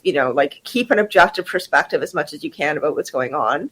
So if you document what you think is happening, no matter how crazy or strange you might think that it is, it could be a sign you see on the street, could be a tarot card read, could be whatever. It doesn't matter what it is. If it gives you that feeling that, oh, this isn't just the usual, there's something different about this. I might be getting a message or there's something about this, that I'm supposed to take in. Write it down. Just document it, even if it's point form. And then over time, you should start to see patterns. And those patterns will help you figure out what a message could be or what direction or guidance you could be receiving. I think that's part of it. And just have a practice of being as receptive as you can be. Really allow yourself to practice other ways of using your mind and using your perception and using your energy.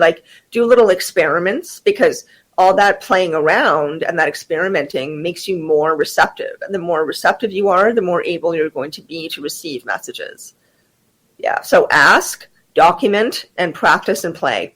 Those would be my 3 main tips. All right, let's continue on. Nicole is wondering, how do they communicate with you? Is it in English or telepathic connection? I love that question. So the way that it's always happened since I was a kid is that it's energy. It's just energy, and this is hard to explain. It's not it's not English. It's not words in English. It's a language, definitely a language, because there's full messages that I receive. And, I had a whole bunch of, for example, downloads between the age of 9, I'm pretty sure it was age 9 and 11, a whole bunch of really, really, really huge downloads. And these are not things that 9-year-olds are normally thinking about or exposed to, right? So that didn't really make sense to me, that I was sort of somehow receiving these massive ideas that just seemed to be, jumping from something I had previously thought that was more within the realm of my normal everyday experience. And then suddenly I'm entertaining this really huge idea, and there's a particular feeling that comes with it. So I don't know if that's helpful. Maybe you can rephrase the question again, and I'll continue answering it. All right. Jim would like to know, would you share your consciousness with another if it was symbiotic rather than parasitic? Would I share my consciousness with another? Well, the experience I had in August was a little bit like that. It was an energy merge experience. I've never had anything like that before. It was pretty massive. And it was like that being, the one that materialized in front of me, the same one I mentioned a minute ago, it was like they were merging sort of with me. Like their energy field and my energy field became completely entwined. And that's how they were communicating what they were communicating to me. And so that's similar to the question before this one as to how I receive the messages. It's energy language. It's a full language. It's full thoughts. It's full ideas. It's full, guidance, but it's not in any language we would know here. And I think that's probably because it's too limiting. But when it arrives in the form of energy, I just understand it. I don't know how. And so that experience that I had with the energy merge felt kind of like that. It felt a bit like a few hours of shared consciousness. I just knew I knew what the being was thinking, and I knew that it knew what I was thinking. And it was just blasting me with this massive amount of energy, but it felt like a shared experience. Like it was sharing itself with me. It was sharing the energy and the vibration of itself with me. I don't know how to explain that better, but that's the closest thing I can say to answer your question. All right. I want to ask you, before I get to the next question here, regarding the contact, do you have a lot of physical contact where you're literally seeing the being standing right in front of you, that you could reach out and touch them? No, I'm not. That they've only just started showing up. So I had the being materialize in front of me. And then again, later on in my room, I had a being standing beside me that was caught on photograph.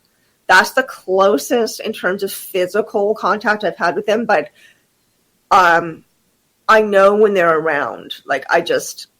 It's also kind of hard to explain. It's just a particular feeling. There's a particular feeling that I get when I know that they're there. And there's a particular feeling. It's very distinctive and it's very recognizable, this feeling, this energetic experience, when I'm getting a message or when I'm having an experience or when I know that they're there. It's always the same. Okay, let's move on here.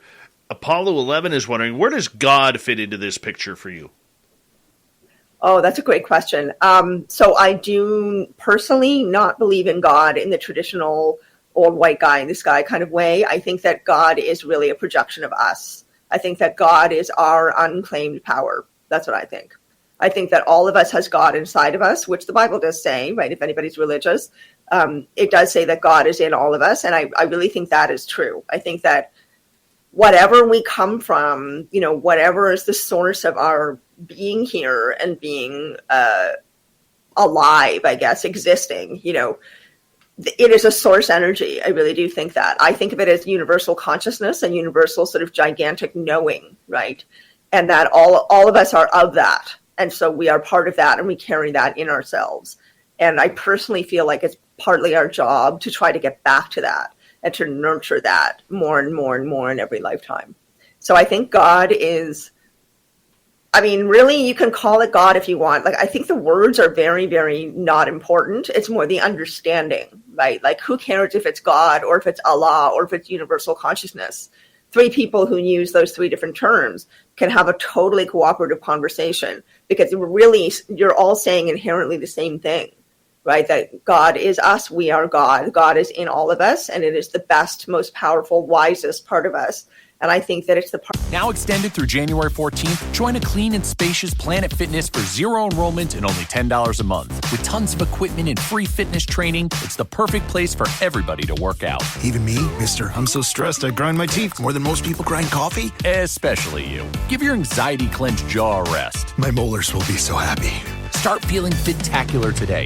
Join in club or at planetfitness.com. Zero enrollment, $10 a month, cancel anytime. Deal ends January 14th. See club for details. If you're a general contractor, a subcontractor, or an owner, you want your jobs to be on time and on budget. And that means working with Autodesk Construction Cloud, software that lets your team design, plan, build, and operate from office to field. It means getting end-to-end solutions, seeing project data in real time, and preventing problems before they happen. Trusted on over 2 million construction jobs around the world. Build with Autodesk Construction Cloud. Try it free today at construction.autodesk.com. That's connected to the everything, the universe, the universal consciousness. So for me, that is God. I have to be a jerk here before I get to the next question. God's not a white guy. He's just a deity. Just so you know.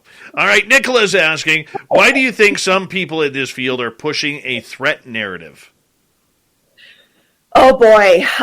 Well, I think there's a lot of different ways to answer that question. I think that some people in the field are into the threat narrative because, frankly, it gets them attention. And a lot of people are drawn to that narrative because it's dramatic and it's exciting and it's, it's what we're used to. We're used to drama and fear. And, that is such a big part of the sort of common messaging that we receive, whether it's through advertising, whether it's through public education. Sometimes I've been a public education teacher for 15 years, and I do not see the system the same way that I did when I first started.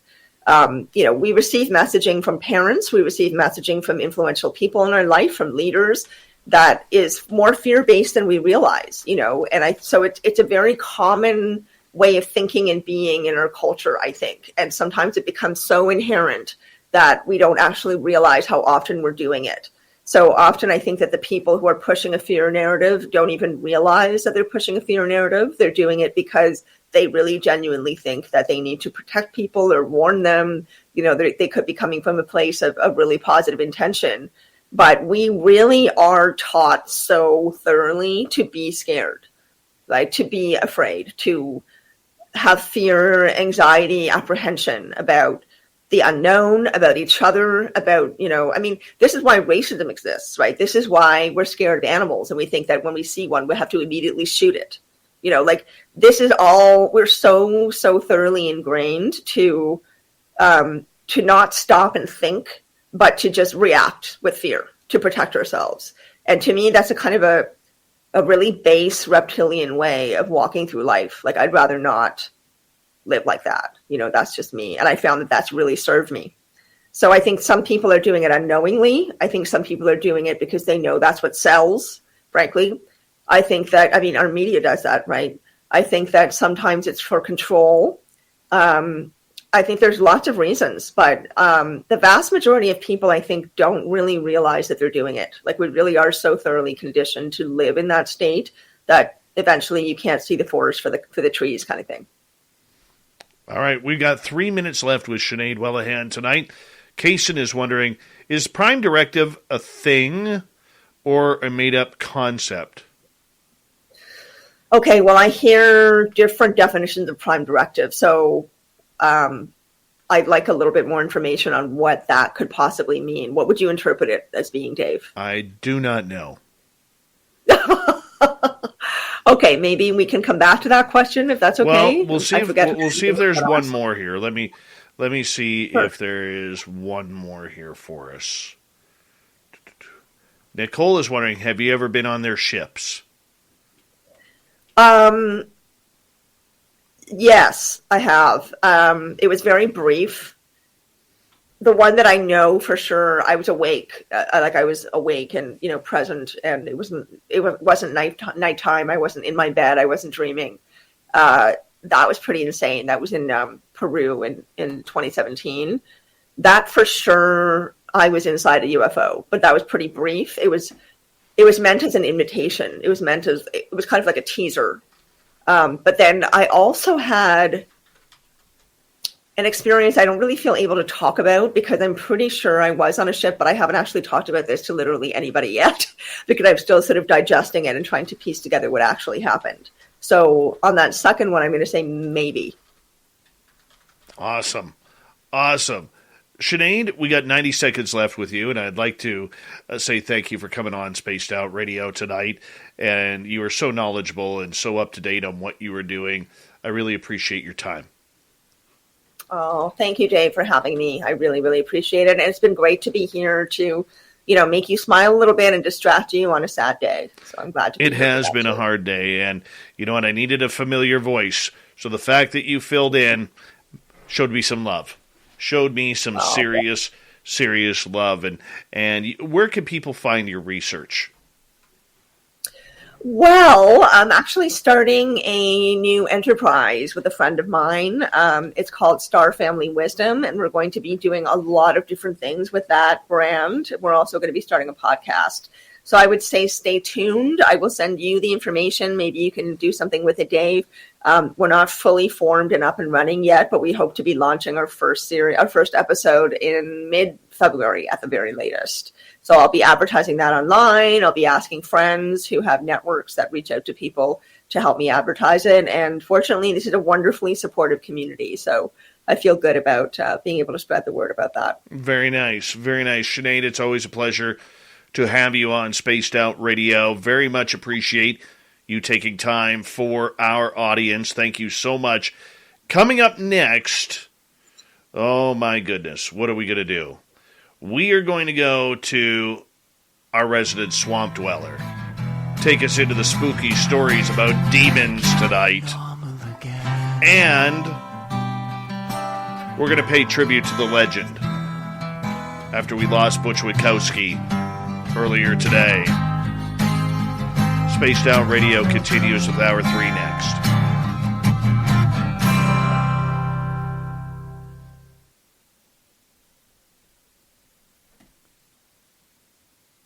We're clear. Good job, Sinead. Thank you. I felt like I was a little bit rambly, but hopefully not too much. You were perfect tonight.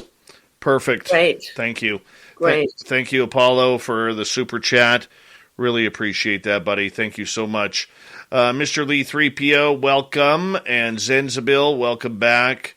And Amber's Gorgeous Paraworld, how are you? Welcome back.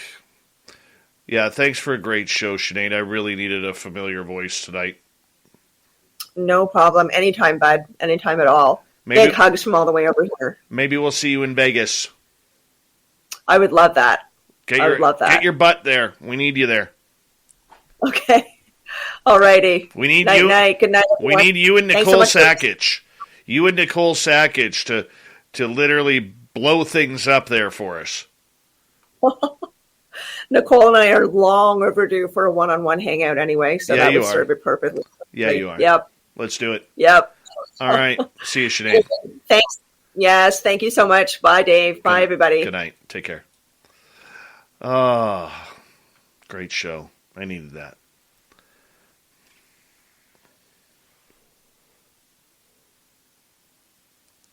Amber's Paraworld, best way to go is April 22nd to 24th. That's what you need to do. Just say you're coming. And when you are 100% confirmed that you are going, email us here so we can get a swag bag ready for you. Tewaz, how are you? Thank you for the love. And a big thank you to everybody. We got like 19 people signed up for Vegas so far. We need Nicole Sackage there.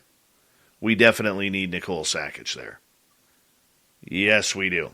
All right. And it's looking closer that we are going to have a live show there. Looks like it will be at the Golden Nugget and in the Old Strip. And we may have to edit our plans a little bit, so that way we can all hang out at the Nugget. I'm going to bring in some friends.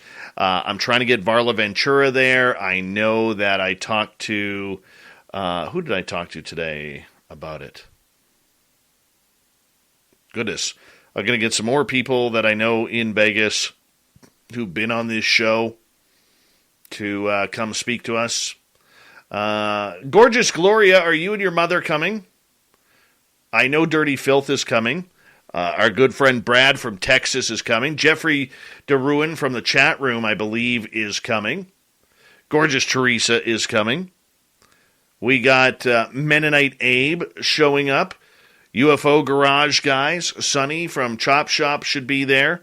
Maybe some John Hudson. Maybe some Gemma Jade. Lynn Wallington's going to be there, along with Dave Effin Hurley. They do have a mask mandate in Las Vegas. Whether we agree with it or not, at least we can party. I'm trying to get Geraldine to the Vegas party. She may show up. I'm going to see about Melinda Leslie. I'm going to have a few others up my sleeve that are going to be there. Science Bob may come. I think he's coming. Who else? Who the hell else was I talking to that said they were going to be there?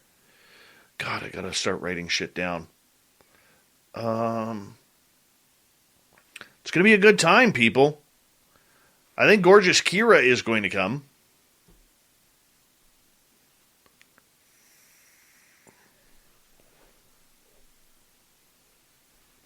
I have a list here of who has confirmed so far. Let's see here.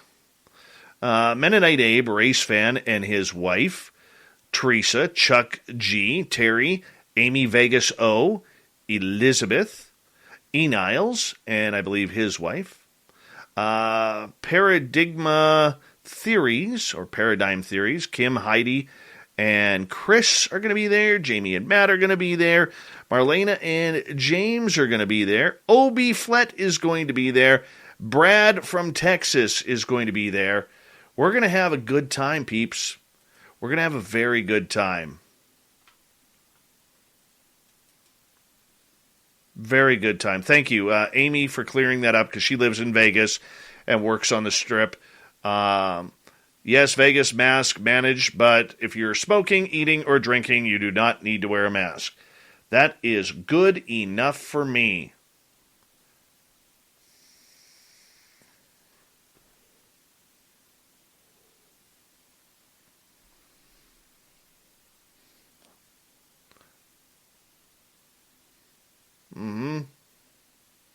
Fapster, the only way you're bringing 3 is one lobe of your head, the other lobe of your head, and the middle of your head.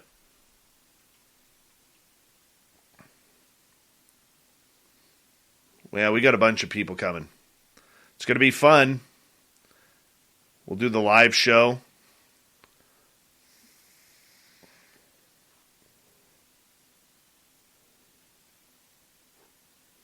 Okay, just off the Strip by like 2 blocks. Close enough.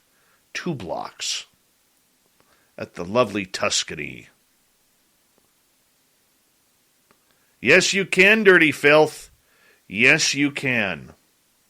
Big thank you today to Surf Chair, Vinman, Patrick, Ethereal Aura, Jason, Andrew, Mennonite Abe, Double Tim, Ed, Vash the Impaler, Dirt Road, R&R, Lori, Phil, Fapster, Dry Toast, Steve, Cat Chaser, Smelly, and Apollo for the amazing super chats. We'd really appreciate it. Would you like to connect with us? Head to spacedoutradio.com for all your latest show info. Now, back to Dave Scott and SOR. Here we go with the third and final hour of Spaced Out Radio tonight.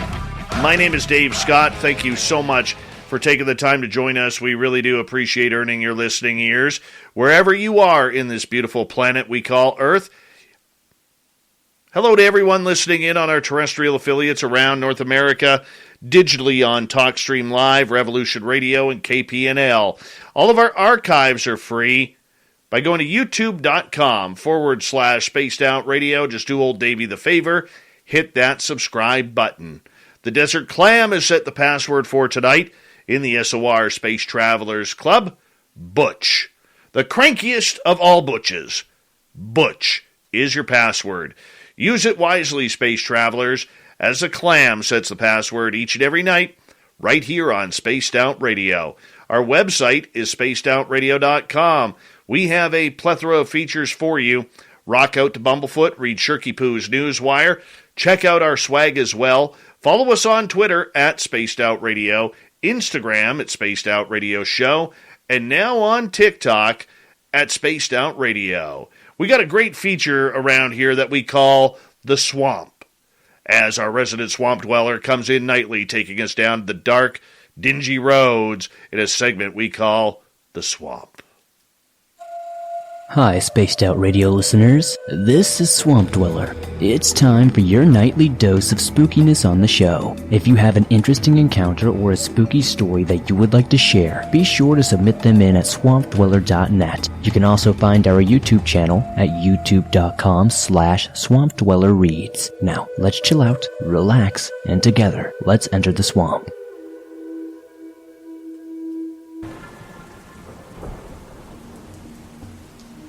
Greetings, Swamp Dweller. My name is Patrick. First off, I'd like to say that I love your show. I started listening and watching just a few weeks ago, while I was at work. I absolutely fell in love, and I thought I should share a story that has plagued my mind for years about the time I saw something unnatural, vicious, and thirsty for blood. Personally, I think it was a demon. But I'll let you and the viewers or listeners, whatever you want to call them, decide. I'd like to apologize for the length of this story, as there is a lot of detail that follows what happened. Everything in this story is true. I wish it wasn't, but unfortunately, I must live with it for the rest of my life. This story takes place when I was 17 years old as a junior in high school in Salina, Utah. I only had 2 friends in high school because everyone I went to school with thought I was a freak because I have been able to see and communicate with spirits since I was a child. It's a small town, and everybody hears everything. My 2 friends, Logan and Ryan, and I were very avid paranormal investigators. We loved going all over our community, and our county in general, to investigate abandoned houses that were potentially haunted, and cemeteries rumored to be. Me being able to see and communicate with the dearly departed made the experience even more interesting. We decided to do something a little bit different this time, though. We heard rumors that there was a dark figure that roams a wooded park in the mountains of our area. We like to call the mountain Cryptid Mountain, for reasons I'll get into for another story. When we heard about this place, the 3 of us got excited and waited for the weekend so we could go investigate and see what was going on. Fast forward to the day of the event. Saturday came, and the 3 of us could not wait for nightfall to come. So, to pass the time, Ryan stole a pack of cigarettes from his father. His father smoked 3 packs a day and kept cartons of cigarettes in his room. We got in Logan's truck and headed to the park ahead of time to smoke them. You know, kid stuff. We sat in his truck and smoked almost half a pack in about 5 hours. As soon as the sun started to set, Logan started to get a strange feeling. He bent over, holding his stomach. "Guys, I have a really bad feeling about tonight," Logan stated. "Are you okay, man?" I asked as a concerned friend, patting his back. "He's fine, just being a pussy," Ryan replied before Logan could speak. Ryan was always a hothead and could be a complete and total jerk at times. Logan flipped him off and told him he was a dick, which I giggled at. After about 10 minutes, I asked Logan if he was ready to go and if he still wanted to do this. He replied with, "Let's do it, brother." His attitude surprised me. Just 2 minutes ago he was holding his stomach in pain. Now he's hyped up. I was so confused, but his hype got me excited. We got out of Logan's truck and made our way to the destination. As we walked closer to the playground, we noticed that there was a man looking at us from a window of the supply shed. The 3 of us looked at each other in confusion, wondering why he was there. We later learned he was the groundskeeper, but more on that later. He looked scared, and it seemed like he was trying to tell us something while he mouthed something and pointed nervously. At first, we thought he was pointing at us, but we soon realized that he was pointing at the playground behind us moments later. Why doesn't he just open the door and tell us? I thought. So I decided I would go and see what he was trying to say. I made my way towards the window and shouted, "We can't hear you! What are you trying to say?" He made his way to the door and cracked it open and whispered, "Don't go into the playground. Something big and mean is over there. If you're smart, you'll just get out of here." Chills ran down my spine when he said this. He closed the door and backed away from the window into the dark of his shed, not breaking eye contact with the playground. I ran back to my friends and explained to them what the man had said to me.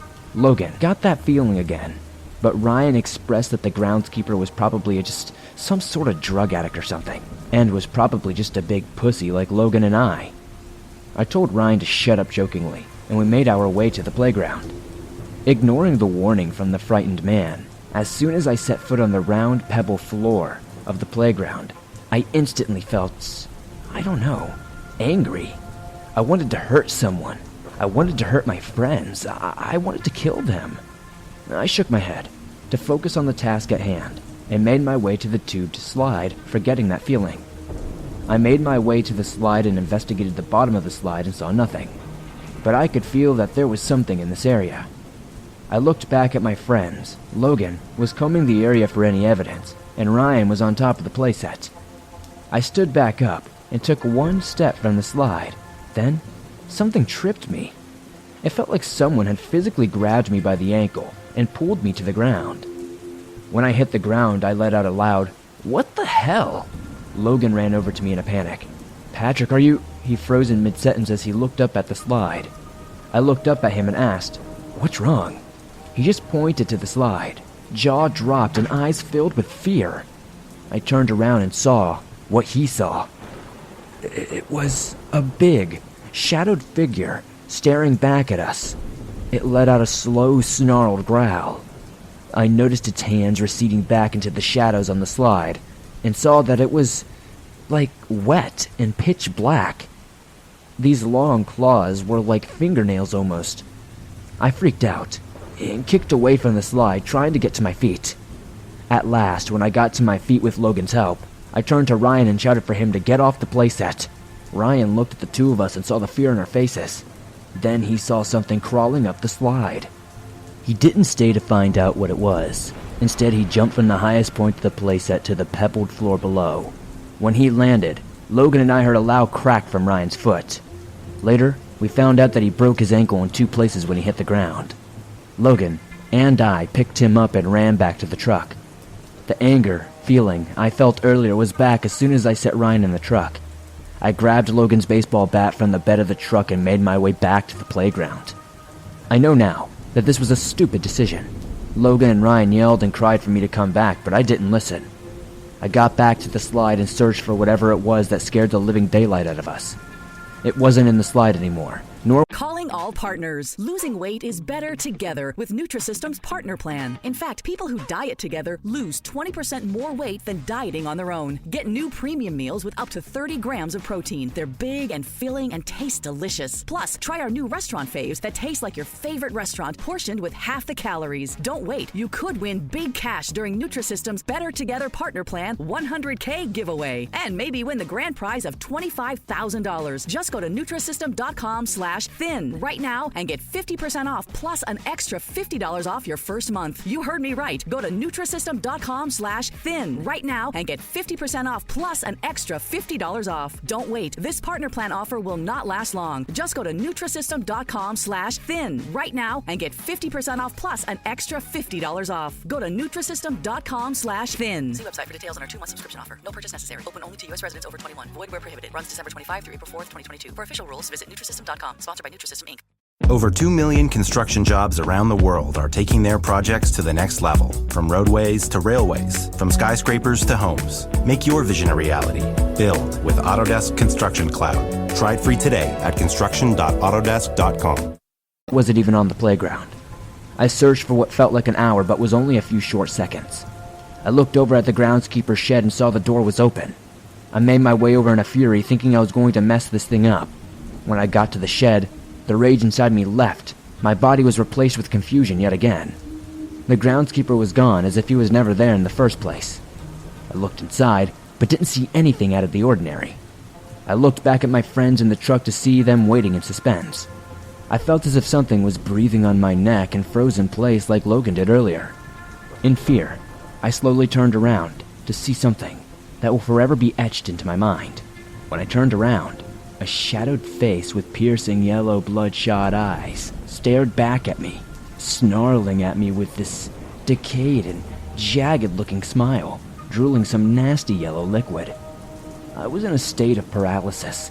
I couldn't move at all. Then, this thing let out a roar so ferocious it brought me back to my senses.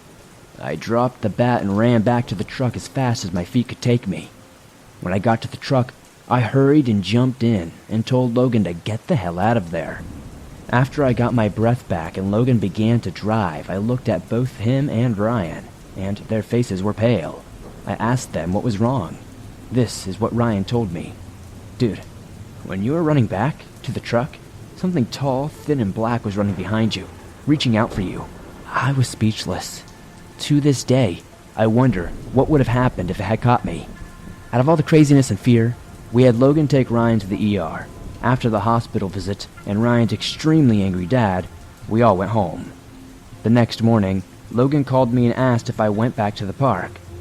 I said no. Why? Confused. Because this morning I was getting ready for my early morning run, and when I opened my front door, my bat was sitting on my porch with scratch marks all over it. My heart dropped. I remembered dropping his bat at the park by the shed. I never went back to get it. What Logan said next still haunts me. It had this yellow stuff dripping from it. Later, We found out that the groundskeeper we thought we saw that night died of a massive heart attack in that same shed 10 years prior to our investigation. I know this because we did some digging and we found an article and an obituary. 2 years later, I learned the shed was torn down by the city for safety reasons, and they will not disclose why to the public though. I'd love to read some comments as to what you guys think this was. Thank you for reading my story, Swamp Dweller. When I have the time, I'll share some more tales from Cryptid Mountain. All right, we say thank you to the man, the myth, and the legend, Swamp Dweller. You can go on YouTube. He just passed 250,000 subscribers. Good for him. Good for him. A great night of radio right there when we add in the Swamp Dweller. Okay, let's get to it here. We had a very, very emotional day today.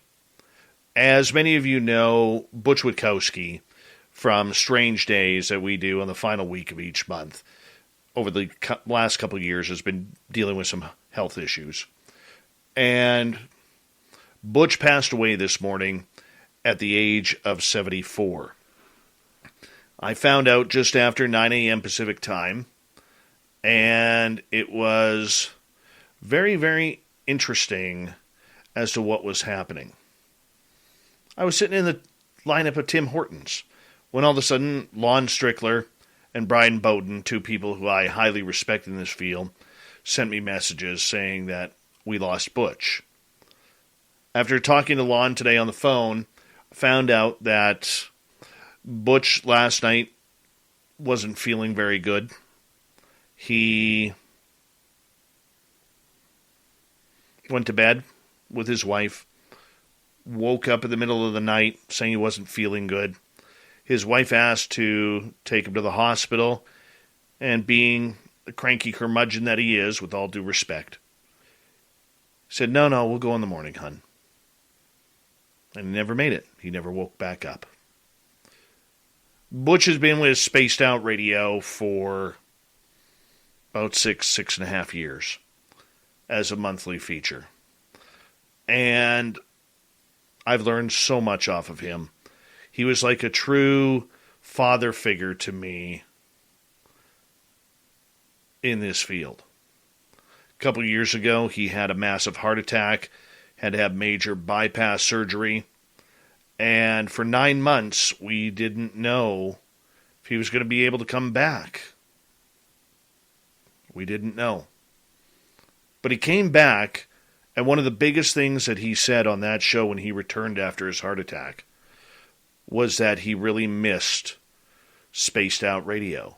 He missed me as a host, but most importantly, he missed our fans and the amount of listeners that helped him out over the years. When he had his heart attack, many of our listeners reached out privately on social media and via email to Butch to wish him thoughts and prayers and strength to get healthy again. So did I. And today it hit me like losing a father, because he's actually been like a father to me in this field.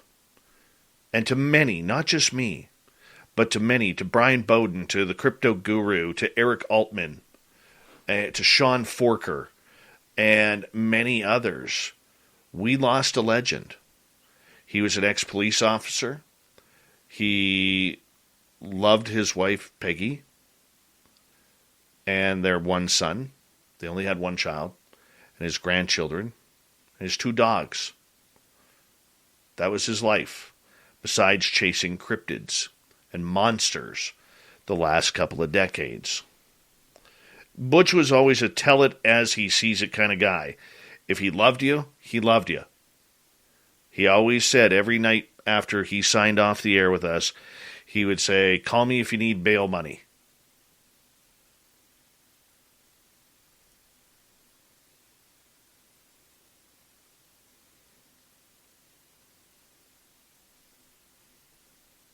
And I always laughed at that.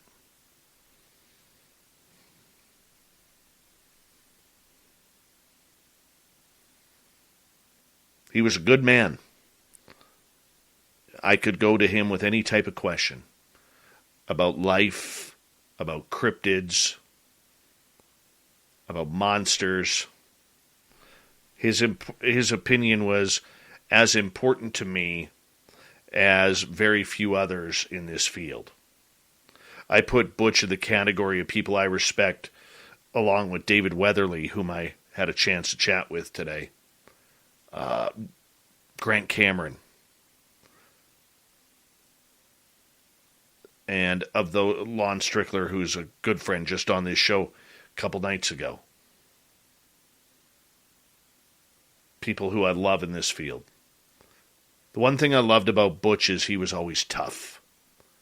He didn't care that he was 74 years old, but if if one of his critics was mouthing him off to his face, he's like, dude, I'll still punch you out. That's what I loved about him.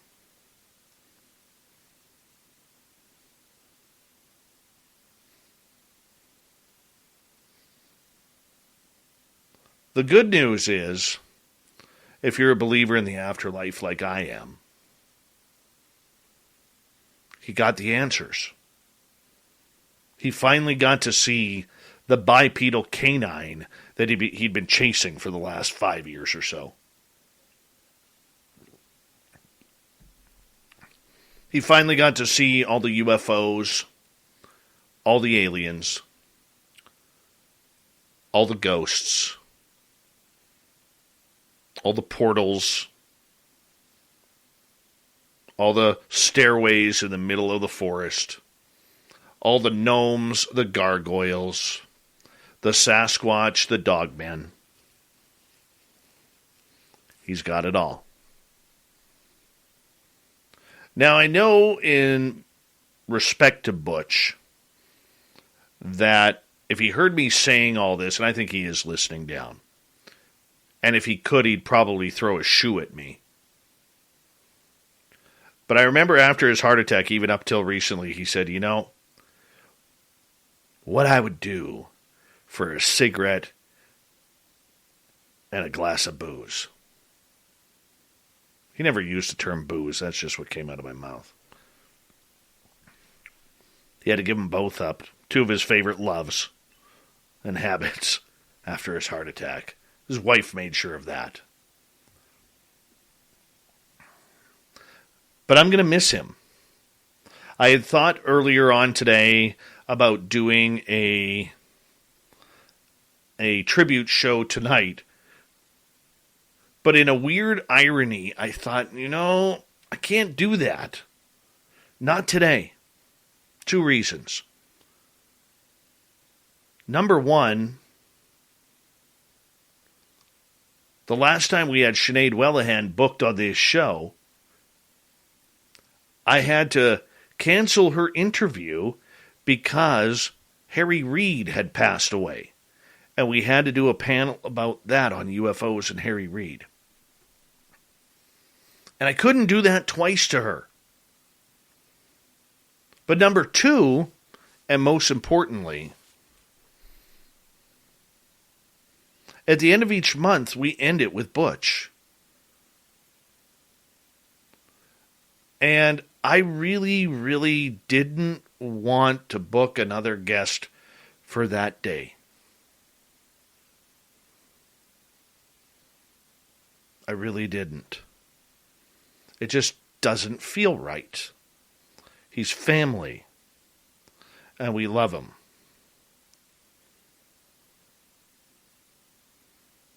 Now, with some of your super chats earlier today,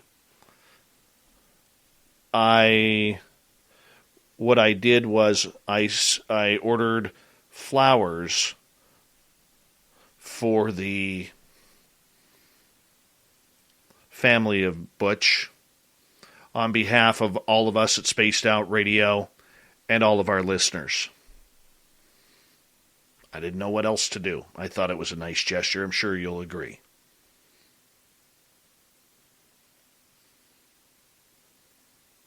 Just going to be hard.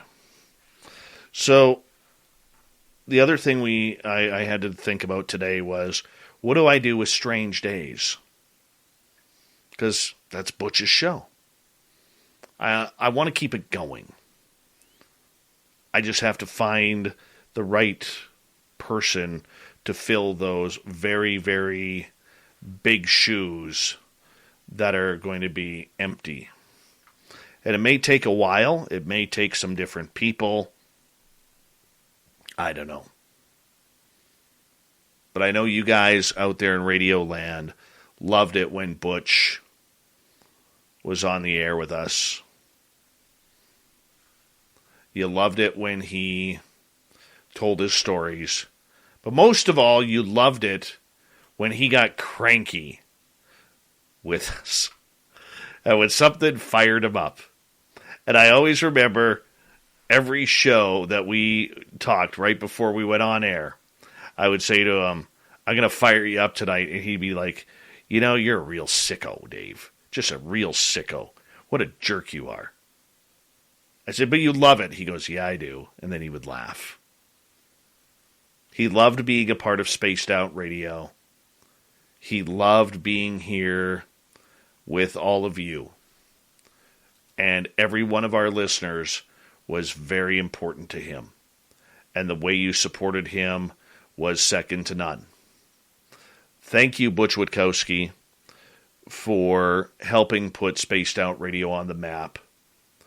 And as long as this show goes on, we will be forever grateful to you.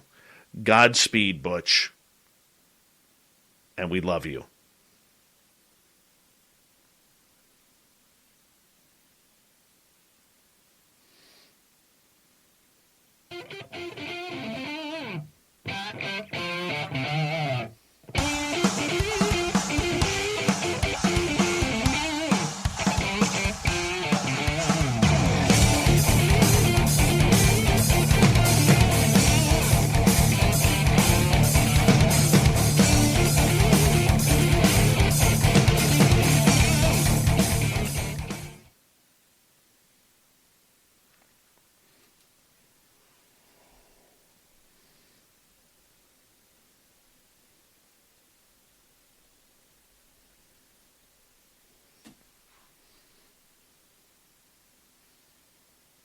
Mike L., how you doing? Lovely Lavira, nice to see you. Sparkles, thank you. Witchy, how you doing? Justin Maynard, good afternoon to you, mate. Bobby Chizzy, thank you for joining us. John Music, thank you for that lovely super chat, man. Really appreciate it. Third Phase, how you guys doing? Thank you for the phone call earlier today, guys. Really appreciate you, too. I'll call you guys after the show. I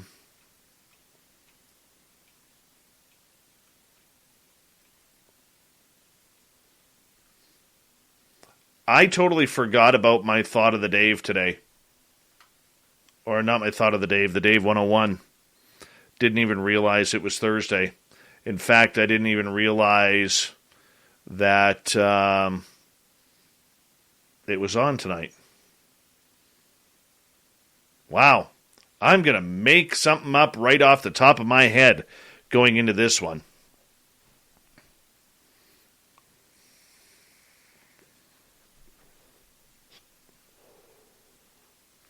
Tomorrow night on the show, our guest had to cancel. We were supposed to have Robin McCrae on to talk about Sasquatch. However, she's having a little bit of health issues, not feeling very good. So I'm going to have a guest announcement tomorrow. I got to find somebody. It'll be a quick turnaround.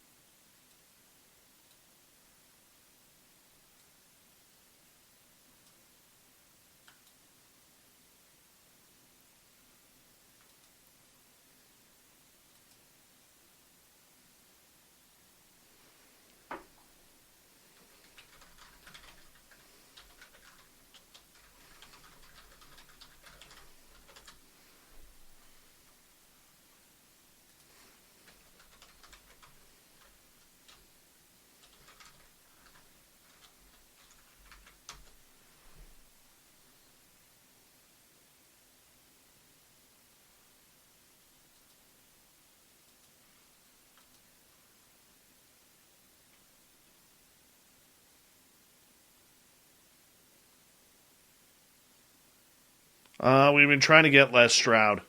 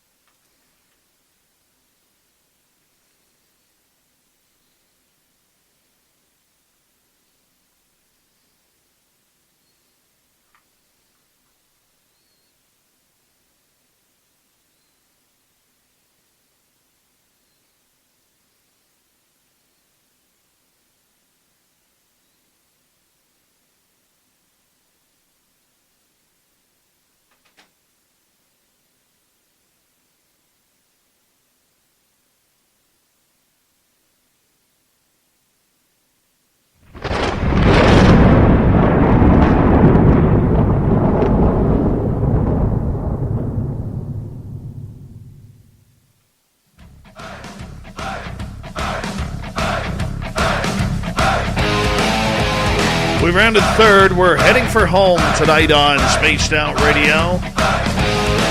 My name is Dave Scott. Thank you so much for taking the time to join us. We really do appreciate it.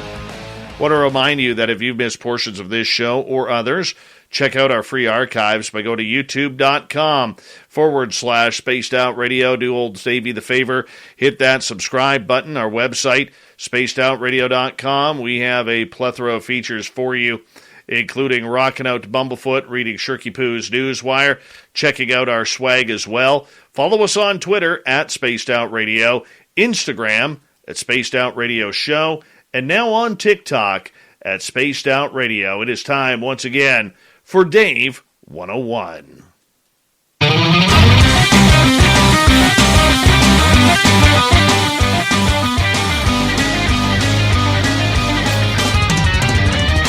It's time for Dave 101.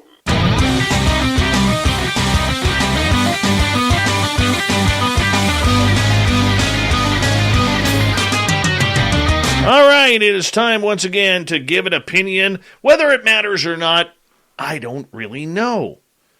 But you know, one thing that I got into is earlier today, I was interviewed by a good friend of mine, Mark Petroni from Saga 960 AM, one of the radio stations that broadcasts our show on an... Enterprise isn't just one of the world's largest transportation providers. We're a committed team, helping you get to what matters most: your family, your livelihood, and your next adventure. Getting you there begins with our employees, who are motivated to make a difference for you every day. Around the world and around the corner, in neighborhoods like yours. Connecting you to all the places you love. That's Enterprise.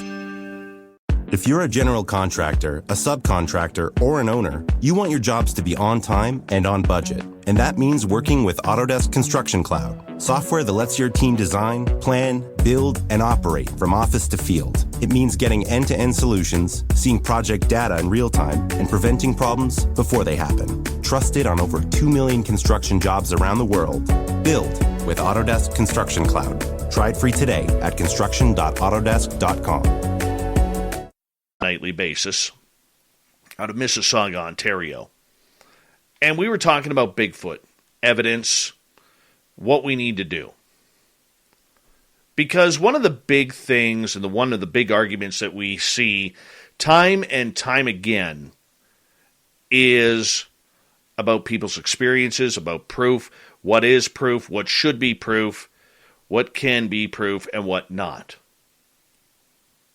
We see it in the paranormal realm. Talking with Jacob Rice earlier this week. How can technology help us out in solving some of these mysteries? One of the issues that we have in this field is we don't have any answers.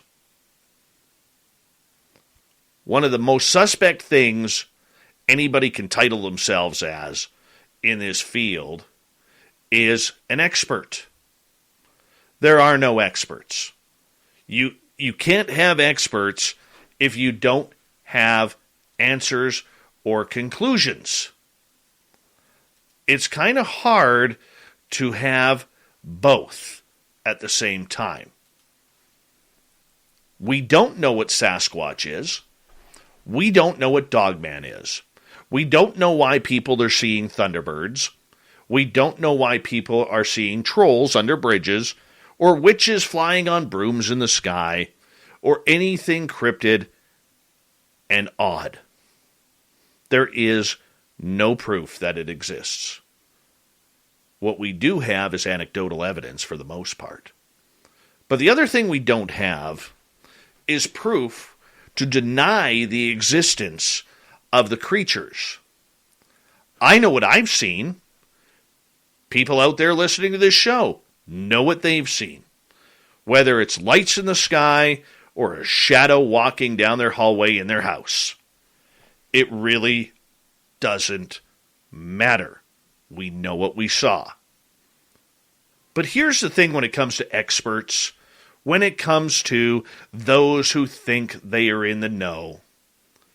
They are people who are trying to pull the wool over your eyes. And there's a lot of it in these fields, and it needs to stop. We never take the evidence that we want to have and that we ask to have as seriously as we should. We're sick of anecdotal stories, but for some reason, when somebody brings a video out or photographic evidence, it's not good enough. When are we going to be satisfied as people who are trying to search for what is happening in the phenomena? This isn't a shot at those who are investigating. Not at all. But you can't solve mysteries if you are pushing opinion. Take the BFRO. You've heard me say it before. When they are caught red-handed, taking reports from people and either editing them because there's woo involved, or not posting them because they don't want to be embarrassed by the woo, we have an issue. There's nothing scientific about opinion. If we want to solve these issues, these mysteries, we shouldn't have to wait for death in order to get the answers if there's an afterlife. If. We all hope there is. So what do we really want as a field? Well, we get people who start off podcasts to get answers. That's what we did. Many are like us. We get people who are writing blogs, creating YouTube channels just so we can state our opinion because we feel our voices have been muffled. And it's a way for us to get out there and open ourselves up to trying to solve some mysteries on a selfish level for ourselves. Take ghost hunting. Every year in North America alone, never mind the world, there's about 50,000 ghost hunters running around chasing spirits. Haunted buildings, haunted cemeteries, haunted trails, haunted houses. The majority of them do not even know what they're looking for.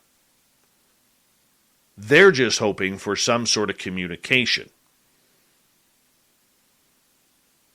They're just hoping that they catch that weird photo, that weird video, or that strange voice on an EVP. What does that solve? We don't know if that solves life after death.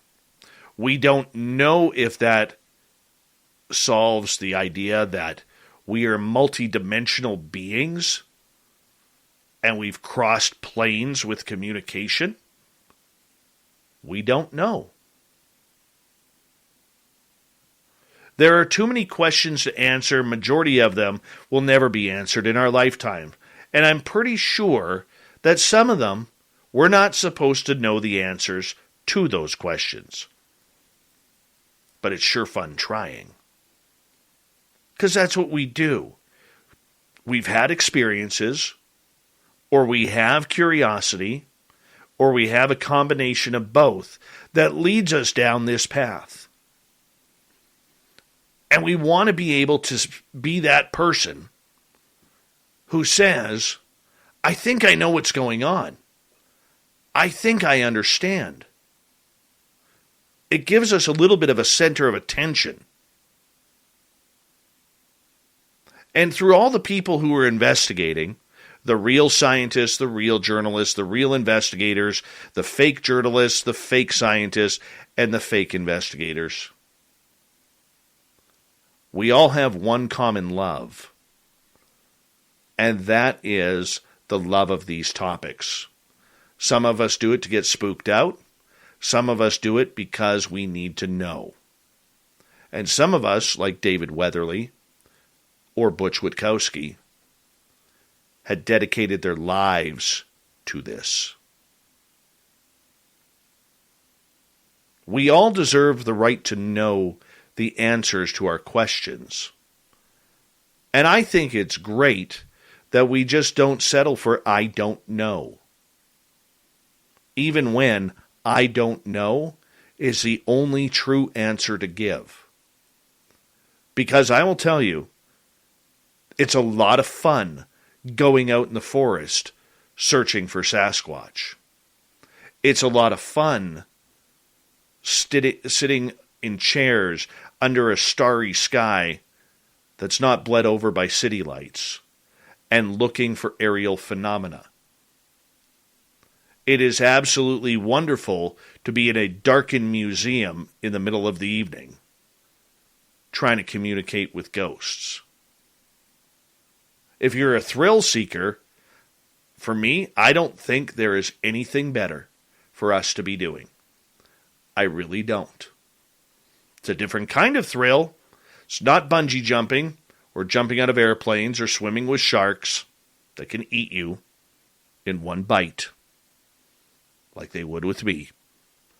No, it's the thrill of chasing the unknown. We should be happy to be having this hobby. We should be collectively eager to help each other out to see what your evidence is.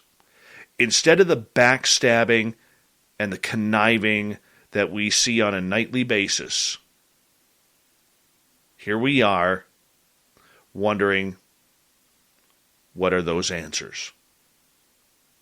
Here we are wondering if we'll ever get the answers. If we teamed up, there is enough brilliant people in this field in order to help push us to those answers. But we don't want to do that. Conflict of interest, conflict of opinion, attitudes, egos, you name it. That's what we see on a daily basis. Social media gatherings, sabotaging people behind the scenes so that way they can't get into locations to research. It's a sad, sad state of affairs when you pull the covers off this field. And for what? We all have the same goals. We all have the same wants, the same needs, and the same desires to solve those mysteries. And unfortunately, this is something we can't do alone.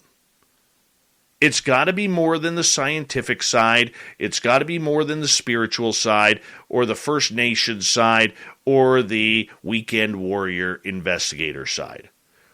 That's the part I'm part of, the weekend warrior side. It's got to be more.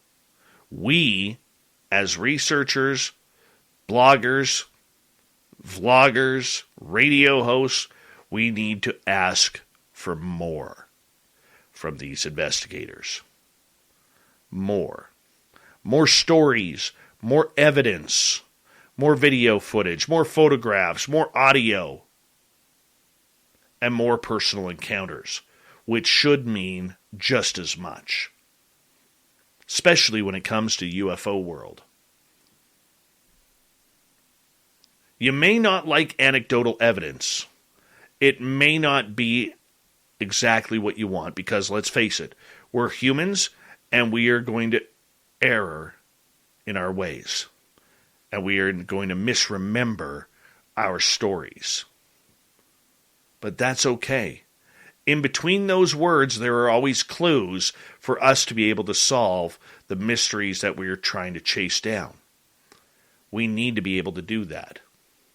We need to be able to move this ball forward for the sake of those who spent their lifetime doing this and are no longer here, and those who are just getting into the field, bright-eyed and bushy-tailed, looking to find them aliens, or that Sasquatch, or that Dogman.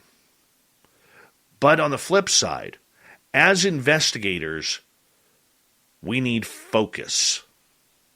We need to focus on what we are trying to solve.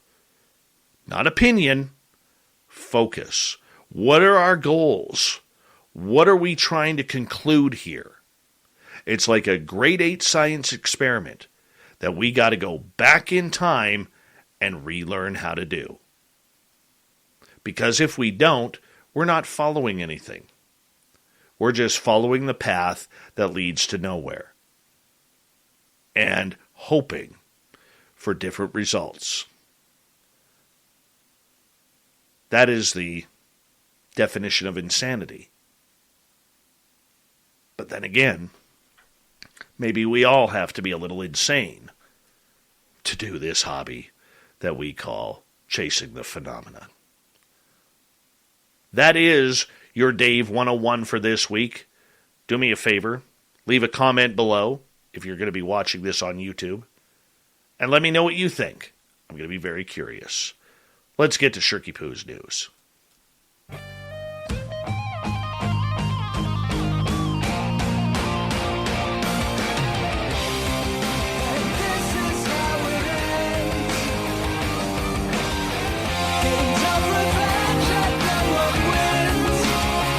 right, Shirky Poo's got us all taken care of for the night. Why wouldn't she? That's why she is our great news lady. Here's a weird one out of Michigan. An exchange between a judge and a 72-year-old man with cancer has gone viral after social media users were shocked to hear the elderly man being berated for the state of his yard in suburban Detroit. Burhan Chowdhury could be seen struggling to breathe as he attended his recent Michigan State court appearance over Zoom, explaining to the judge that he was weak and he had been unable to clear up overgrown grass at his property. But 31st District Judge Alexis G. Crott simply told the defendant that the state of the walkway was totally inappropriate and that he should be ashamed of himself. The online court hearing was shown a photo of his home's exterior. Now, Chowdhury of Hamtramck, Michigan, explained, "I am a cancer patient. Very old, ma'am. And I am a cancer patient and was then very weak." He added that he could simply not take care of the space, at which point Crott replied, "You should be ashamed of yourself. If I could give you jail time on this, I would." Instead, she issued Chowdhury a $100 fine. She added, "You've got to get that cleaned up. That is totally inappropriate." The man's son, Shabir, who attended the Zoom meeting with his father, then spoke up on behalf of his dad, as a good son should, not only reiterating the ill health that had stopped the grass from being cleared away, but also explaining that the property had already been tidied. He said, "My father is currently sick, and we cleaned it up." Crott continued, "Do you see that photo? That is shameful. Shameful. The neighbors should not have to look at that. You should be ashamed of yourself." Speaking to the media, Chowdhury's son Shabir said that he was shocked at what happened, explaining that his father was diagnosed with cancer in his lymph nodes in February 2019. "The way she said that my father should serve jail time for this is really bugged me," he said. "I was really shocked by it. I didn't expect her to yell at us in this kind of situation."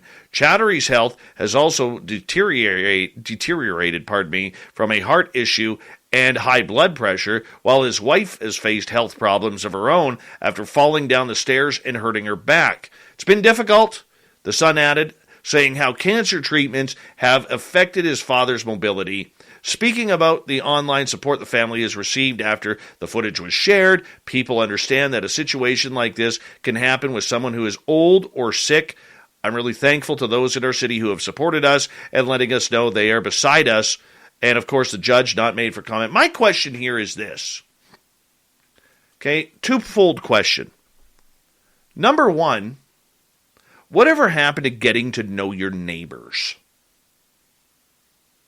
And if you know your neighbors are ill, taking that extra 10, 15 minutes to help them out.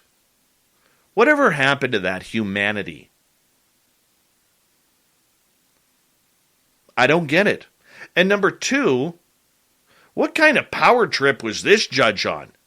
You would swear that she is the head of her local, homeowners association. Just flexing that power as strong as she could in order to prove her point. By damn it, cancer? Oh, hell with that. That's not an excuse. Unbelievable. Unbelievable, the lack of humanity. It's terrible. And don't give me the COVID crap either. Has nothing to do with COVID. Being a good neighbor has nothing to do with COVID. Right? Example. My neighbor across the street doesn't even have a snow shovel. Oh, pardon me. He has a snow shovel, but a small one. I went up to him and I said, "Hey, man, you ever need to borrow my snowblower? Go for it. Just come grab it." So he has. He's offered me gas money. No, I don't need it. I don't need it. Just helping out a neighbor. My other neighbor, 2 doors down, has a big snowplow on the front of his truck. Guess what? The front of my driveway is cleared. Our entire street has been cleared of snow because he did a neighborly thing. Take care of your neighbors. Not sounding like I'm ragging on you, but it's just good, honest advice. Because one day you may need them. Maybe they know how to torque a wrench or fix a leak in a pipe. Or your lawnmower isn't working, and they're good with that. Or maybe your son throws a ball in their yard, and you need to go get it. Just be a good neighbor. Thank you to Shirky Poo for the wonderful news tonight. Really do appreciate that. Thank you to everybody for tuning us in tonight, along with Sinead Whelehan, our guest.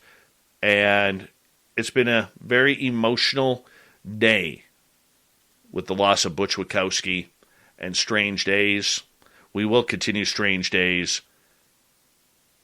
We'll have a tribute show on the next one for the mighty Butch. Yes, the Butch is back, but only in memory. And we love you, Butch. This one's for you. We got Mr. Ron Bumblefoot Thal rocking in the background with Little Brother Is Watching. Bumblefoot is the official music of Spaced Out Radio, rocking us in and out of every single show. Get your horns up for the guitar god himself. Special thanks to everybody listening in at home, at work, in your cars, wherever you may be. Thank you to everyone in our chat rooms tonight. YouTube, Twitch, LGAB, Revolution Radio, Spreaker, Facebook, the Space Travelers Club, and on Twitter at hashtag Spaced Out Radio.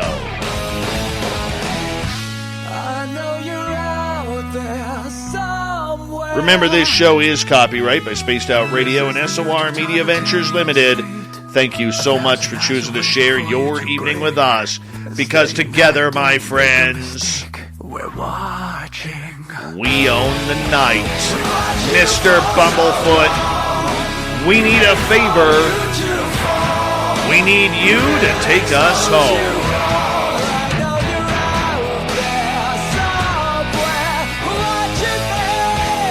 Yes, the Woo train has docked for the night. But soon, my friends, we shall ride again. Your seats are always available. Your tickets never expire. And if you want to bring a friend, we've got room for them too. Good night, and God bless you, Butch Witkowski.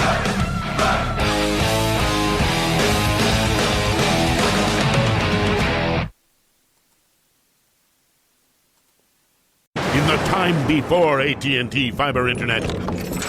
What? What are you doing in me dungeon? It's the only place where the bloody Wi-Fi works. Oh, and you don't mind the spiders? Spiders? What spiders? Oh no, they're everywhere! Oh! In the time after AT&T Fiber Internet. It's nice having fast, reliable Wi-Fi in the whole house. For sure. The dawn of a better internet era with AT&T Fiber. Limited availability in select areas. Check eligibility at att.com/getfiber. AT&T Smart Wi-Fi extenders may be required. Sold separately. Restrictions apply. If you're a general contractor, a subcontractor, or an owner, you want your jobs to be on time and on budget. And that means working with Autodesk Construction Cloud, software that lets your team design, plan, build, and operate from office to field. It means getting end-to-end solutions, seeing project data in real time, and preventing problems before they happen. Trusted on over 2 million construction jobs around the world. Build with Autodesk Construction Cloud. Try it free today at construction.autodesk.com.